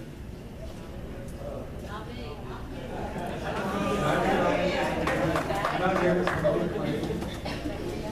However, if you have any views you'd like to express regarding the candidacy as a first woman candidate for president, So the question was, any views I want to express concerning Secretary Clinton? And I'll pass. That was so good up until this point. I worked for a congressman, Democratic Congressman Paul McHale in the 1990s, and it's not the job I'm looking for. I work at the senior center, I really like it. The only reason I'm running is on trade. I have a concern about Secretary Clinton's commitment to fair trade. I have a pretty serious concern about that, and especially with what happened with President Obama. I don't have that same concern with Donald Trump. He's passionate about trade, and it's interesting, when I ran in 2012, I talked about trade and issues with Communist China and Mexico. In 2012, I said that our allies don't pay their fair share, and that we militarily defend them. In 2012, I said we can't be the policeman of the world. And of course, as a Democrat, I said I support Medicare and Social Security as they are. They should be strengthened. And it's very interesting, your Republican nominee, on those four very important issues in my mind, is saying the same thing. So, it's trade. And on the Democratic side, I have had no contact with anybody from the Democratic Congressional Campaign Committee. In fact, in 2012, when I ran, and I remember when I first spoke and I had said, at that time I was the Democratic chairman of the Lehigh County Democratic Committee, and I was very glad to know that the exit was right behind me, which I didn't have to use. But at that time, the Democratic Congressional Campaign Committee in Washington put up a primary candidate against me, funded him, gave him advice, and did everything that they could to get him to win, and I won very well, because I'm going to represent us in the 15th Congressional District. So with Secretary Clinton, the main issue I would have, because it's my main issue going forward, and this is a serious issue, serious concern, is her true commitment to fair trade, because that's my #1 issue, and it's the biggest danger I see facing our nation, both for our economy and for our national security. And I'm only going to serve one term. I'm smarter than the 5th grader. I can't win in 2018. But what that will allow me to do is focus completely on that issue, 100% of my time, not raising money, not looking to get reelected, because we can bring it back in the next Congress. And I want to be part of that team, whoever's president. Thank you. I'll tell you what I'll do, I'd like to do, since the question, Mr. Congressman Clinton, would you like to say something about Mr. Johnson? Or you can say what you wish for. I was in one minute. Just in the sense of, I don't care what color, what gender, what nationality a person is, if they believe in liberty. It's content, character, integrity. I think she is lacking in a lot of those, so you'll have no argument with that end. 1972, I believe it was Tony Nathan ran for the vice president the Libertarian ticket. She got one electoral vote. I got involved with the Libertarian Party in 1992, listening to Nancy Lord. She was a female vice presidential candidate on Irv Homer's show, WWDB. I used to listen to him all the time when I was traveling. So again, I don't care if it's a woman, a man, black, white, red, yellow. It doesn't matter, as long as they believe in the Constitution, doing what is right, in liberty, I'm all for that person. But, and Gary Johnson should have been included in the debates, and I can talk about the presidential candidate a little bit later, since you'll have someone supporting Mr. Trump and Mrs. Clinton here, I'm presuming. Okay, John. Thank you, everyone.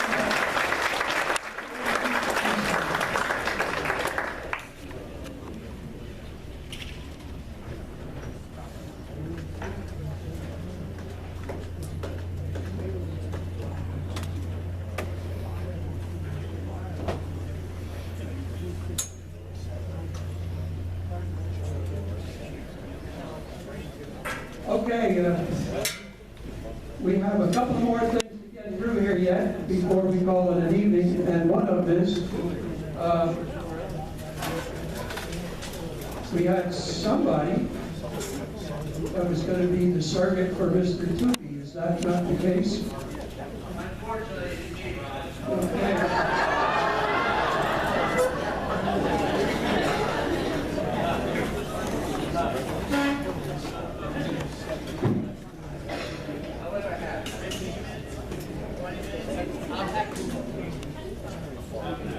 I'll take less than 5 minutes. All right. Well, first of all, I want to thank you for sticking this thing out. In the back, James is up against the wall there, and he's got some materials for you. And if you're a veteran, or how old are you, honey? 8. If you're 8 or under, you get a flag. Okay? I have a daughter today. Bobby, thanks for being out here. Did you enjoy attending tonight? What did you enjoy most about it besides listening to Rod? Sitting next to her mother, I think, is what... She likes me because I'm funny, okay? I really appreciate that. That built me up quite a bit. In any event, the Toomey campaign asked if I would say a few words about the good senator. But let me just share a very brief story, because more than any other federal official, I've intersected with Senator Toomey. Many of you read about the cemetery problem that we have in the southern end of the county. Very distressing. People cannot access loved ones' graves, a 3-year-old. But there's a lot of veterans buried in that cemetery also. Every step of the way where I have been involved in veterans issues, including the museum, which is separate and distinct, which I'm trying to start in Berks County, Senator Toomey has been a partner. I want to say, and maybe the room's going to get really quiet when I say this, of everything that I've heard shared tonight, there's one piece that's missing, and Senator Toomey is spot on. He's talking about Iran. He's talking about North Korea. He's talking about the national security threats that the United States faces. I was at up in Tobyhanna, the Army Depot, on the Veterans Affairs and Emergency Preparedness Committee. And we are stripping and we are denuding our best and brightest from our programs to develop the 21st century weapons that will protect the United States of America. At our museum, you have a Revolutionary War cannonball that I picked up at a flea market. But ladies and gentlemen, these days are gone. And the days of the TBM Avenger, my dad was an aviator in the Second World War, are gone.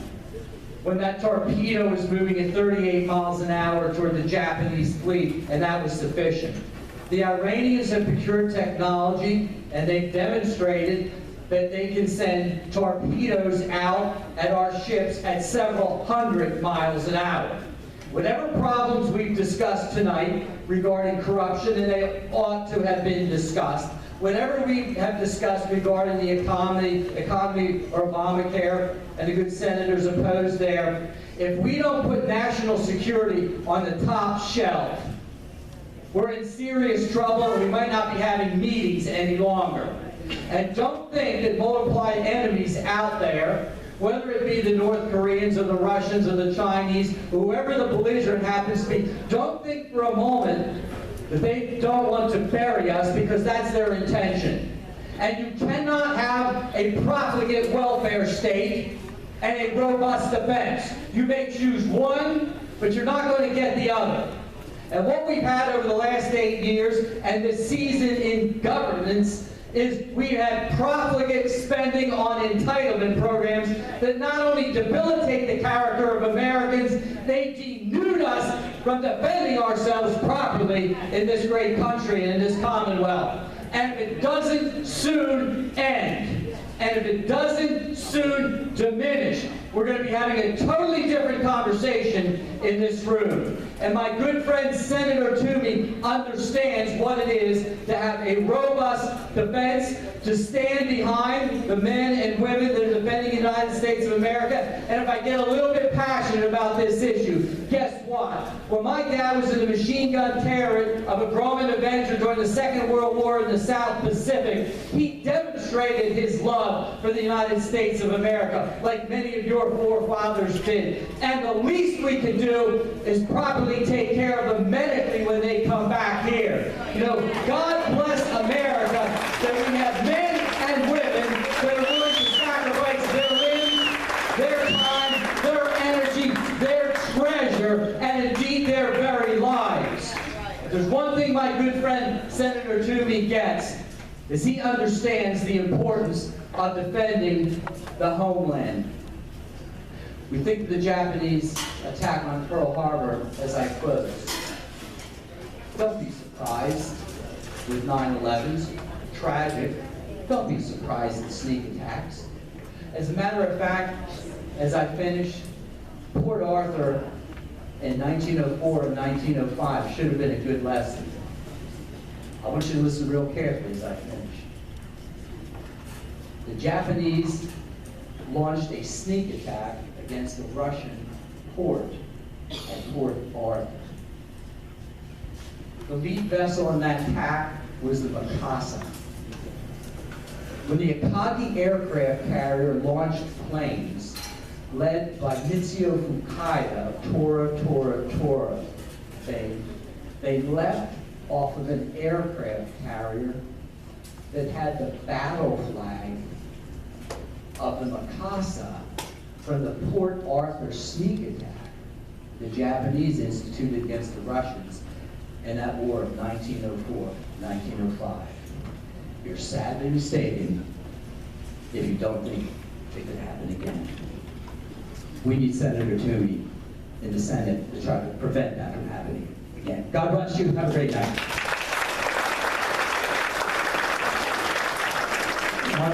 These 2 minutes for the next time you're here, you do so right. We're a little out of order now because it's doing a wrap. But you have another person who would like to say a few words that wasn't on my agenda. I told our chairman he wanted to speak, and I didn't get the word. But I'm going to let Chris Winter say a few things. Tom Calogero.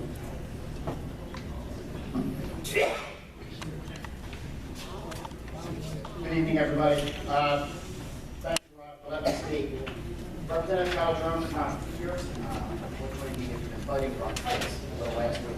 So he usually comes. As you know, we're here all the time. Yes, we're Democrats, but you know where Tom is. When it comes to property tax elimination, Tom Calogero has straight out said he's with you from the beginning. He's been with you from the beginning, and he continues to fight to try to eliminate the property taxes. We know it's onerous, we know it's a burden, something's got to change, and he's been up there with Jim Cox trying to work out deals, trying to make something happen with that. We thought we were close. Unfortunately, the Senate didn't agree with us. Go figure. Pensions. Tom asked me to make sure I bring up. Tom is the only Democratic member who has sat here from the Berks delegation, both the Senate and the House, the only Democratic member who has proposed a bill to eliminate any campaign contributions to any of the entities that govern our pension system. Right now, that doesn't happen. Right now, the entities out of New York, the entities out of Philadelphia, the entities out of Washington can sit there and funnel money into the treasurer's race, they can funnel money into state rep races, and they can funnel money into the pension system. That's a problem. When you think of the millions of dollars we're spending on pensions in the state of Pennsylvania, is we are working with Representative Rossi. How many veterans are here? Okay, well, I'm a veteran as well, United States Navy, proud. Thank you. We have joined together with Representative Rossi for what we call the Berks County Monument Preservation Fund. It is going throughout the county. We've been sprucing up monuments all over the county of Berks. We've been fixing them. And we're currently working on a major project in Veterans Grove in the city of Reading. As everybody knows, most of our biggest monuments to our veterans are sitting in that grove. You as a veteran have an opportunity to buy a brick because we are basically going to build a pathway full of veterans' names who have proudly served our county and our country. They're sitting back there on the table. Please pick one up as you leave. If you know veterans, take some of these with you. But it's a major project. We're overhauling, but it's going to look absolutely beautiful. It's actually a picture of what we're doing. The last thing I wanted to talk about tonight is something that's very close to my heart as Tom's Chief of Staff. It's something that we're working on as a legislative agenda. It's a major issue, and I can guarantee you that you don't know about it. Right now, every 2 minutes, one kid, every 2 minutes is diagnosed with cancer worldwide. Mr. and Mrs. Cooper have known me since I was a little boy. I swam to raise money for their son. That was 30-some years ago. We're still fighting the same battle for these kids. It is so prevalent, folks. I will tell you right now that in Berks County alone, we have kids being diagnosed every day with cancer. Give me 1 second, I'm done. I'm asking you to help us. We have bills and legislation to raise research funding in Pennsylvania, and by the way, it's not on a taxpayer dime. It is basically a volunteer system that we developed, and there's 3 bills that we're fighting to try to do research in Pennsylvania at the 4 institutions. But we can't do it without your help. Again, it is not going to cost you, the taxpayers, any money. It is a voluntary system, but it's estimated that we can raise $10 million a year to use at 4 institutions to fight pediatric cancer in Pennsylvania. It is a major epidemic in the state. And I will tell you that all you have to do is go online and look, and you can see the amount of kids that are being affected by cancer, and it keeps going up. So please, help us. Go on our website, go on Representative Calderon's website, you can find the bills, you can find the information, and help us out. Thank you very much, and I'll take any questions that you have. Thank you, Ryan. The cause is noble, but this was candidate night. Don't come down the road. Plus 2 minutes at our next meeting. We got to move to the end of this thing. We're going to run a couple minutes over. Somebody here want to say anything about the candidacy of Donald Trump? Well, we got a couple minutes, and we're going to have to make it quick. And I think Mr. House wants to say a couple words about Mr. Johnson. Still on. I'll do for a couple minutes. But appreciate it if you agree. Hello, can everybody hear me? Hello, my name is Josh Fiddler. I'm with the Berks County Donald Trump campaign. We need a lot of volunteers to come out. We're trying to spread the word for Donald Trump. Pennsylvania is one of the key states, as was mentioned earlier. And we have a lot of opportunities for people who are interested in volunteering. There's a million signs back there that we haven't done in our office and why I'm missing. We also need some people to do door-to-door contacts and to make phone calls. It's very important that we do these contacts and everything because it's helping us with our polling and helping us become the winning team, which I believe it looks like a lot of the people in here won. I don't think I need to say much about Donald Trump, especially in this room, like I said, but if you're a veteran, if you're just a big supporter of him, please come by our office. I'll be in the back there with a sign-up sheet, and I hope to see a lot of you guys there. Thank you very much.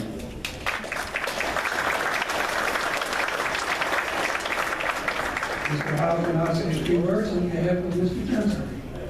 Well, thanks again, folks, for coming on out. I know Mr. Johnson would be making your second choice if you had to choose between your candidates, because everybody's so concerned about picking the winner. So pick your winner today.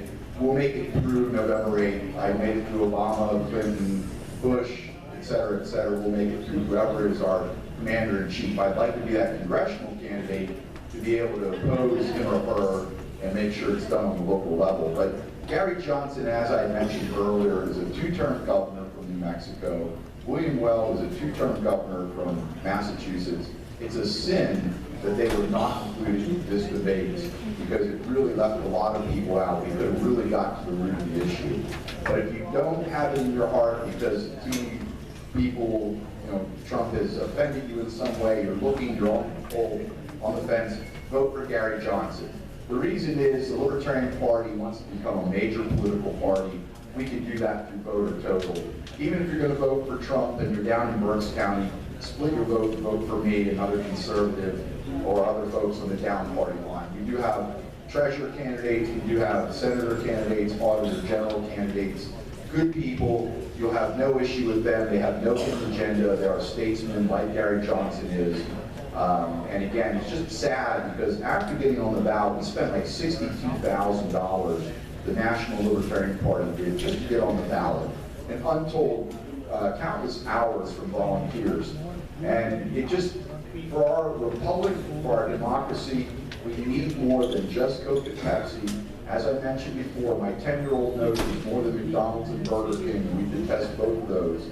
We need other choices for representatives for 2020, so on and so forth. Thank you guys very much for your time. I appreciate it. God bless America. Carol, would you like to say something for the GOP?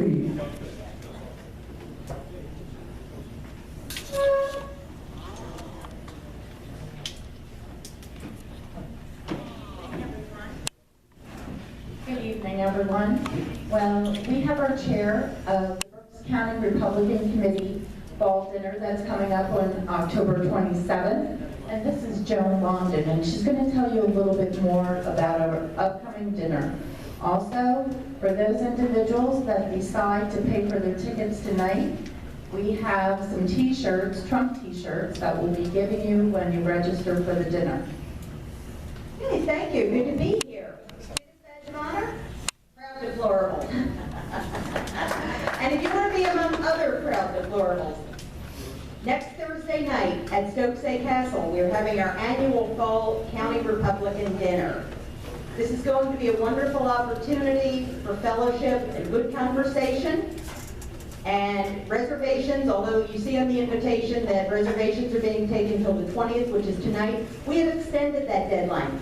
You can go on our website, www.gop.com, berksgop.com, and you can make your reservations for the dinner. I believe that deadline will be extended up until Monday. But it's very important. How many of you have seen the movie Hillary's America?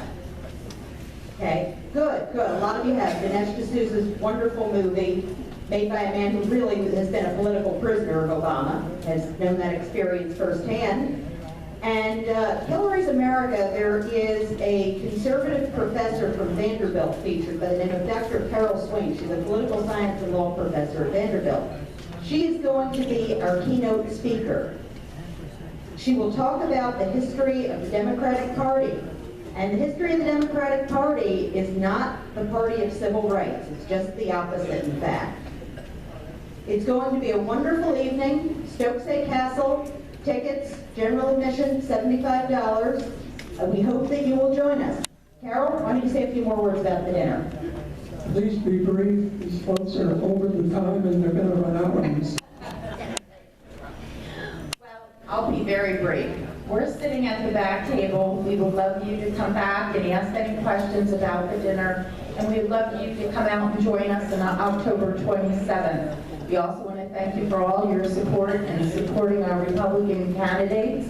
And we look forward to seeing you out there voting on November 8th. Thank you.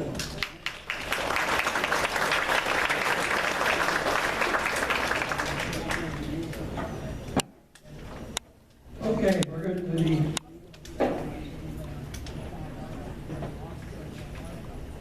to the wrap-up announcements here. but I want to make sure we understand the no-shows tonight, because at least you're incumbent, and he had no respect, at least responded to our request that he let us know if he's coming or not. I just want to hit some of those names. Hillary Clinton, we had no one responded to send a surrogate. Katie McGinty, no response. U.S. Senate. Ryan Costello was a no. Mike Parrish was a yes, and he didn't show up. Patrick Meehan, no response. He's an incumbent. He's an incumbent for Sweden folks. His opponent, Mary Ellen Alcunis, no response. Charlie Bent was a no. Then Josviak hammered him, and he became a yes. And later on became a no again. So officially, he's a no.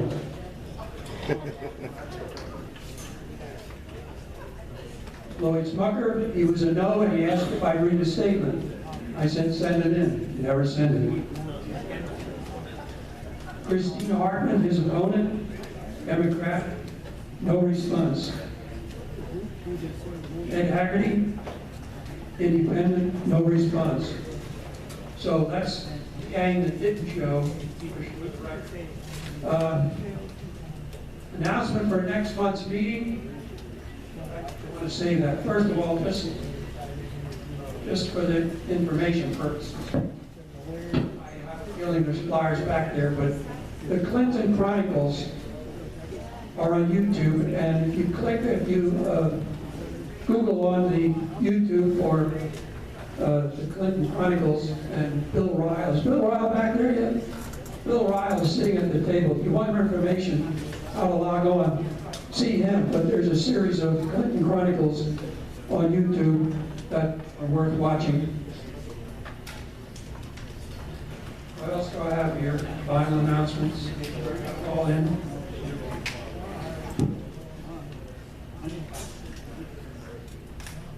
I guess the final one I'll have to put out to you here is next month's meeting. Next month's meeting should be interesting because 3 of us were at the leadership conference quarterly meeting in Harrisburg on Monday. And the 3 speakers, one political scientist projecting what he thought would be the result in the senatorial races.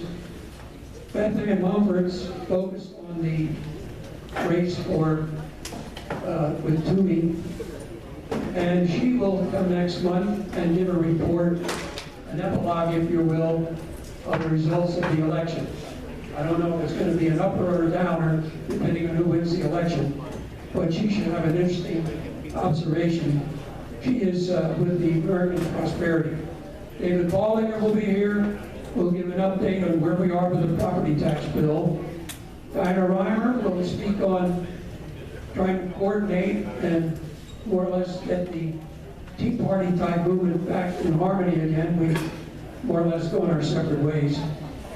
And Arlene Cohee, president of Eagle Forum of CA and publisher, author of 5 books. He'll talk about his 4th book, Just Say No to Big Brothers, and smart meters. So those are 4 interesting topics.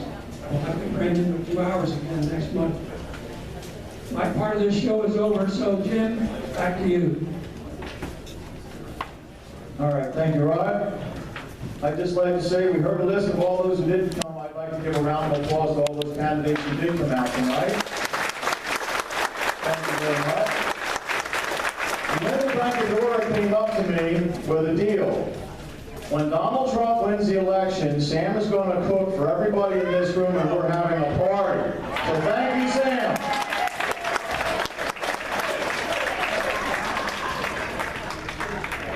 I'd just like to say before I close this meeting in prayer, we got a lot of the highways covered. I thank you very much. We still have a few areas to cover, Sam still has 500 some signs. We have a great few of the 4x8s out there. If you live on a major interstate or, any major highway or someplace where you get a lot of traffic, we love to put 4x8s out in front of your house or on your property. If you want them, we have them.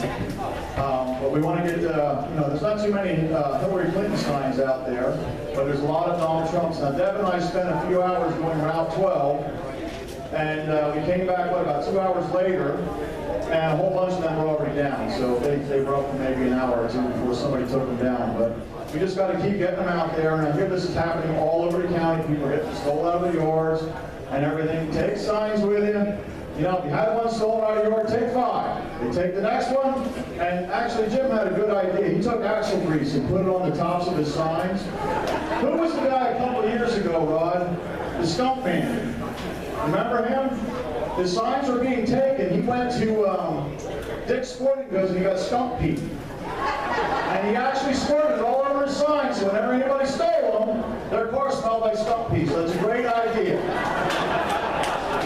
Oh yeah, so another woman took her dog poop all around her sign, so anybody came up to get it, had a stinky foot when they were done. So it's a lot of creative ideas you can do out there, just to be irritated. I just want to say that while I was not partisan up till now, I have a Trump sign in my yard, and I put above it a sign that says, "Adorable, deplorable," and I have a picture of a basket, a Trumpster. The council truck came by the other day. They saw that and they got out and I thought, they going to give me a problem. He went over to my sign, he took the picture, looked into my house, and gave me a thumbs up. All right, at this time, though, we'd like to close this meeting, so if you could stand and join me in prayer.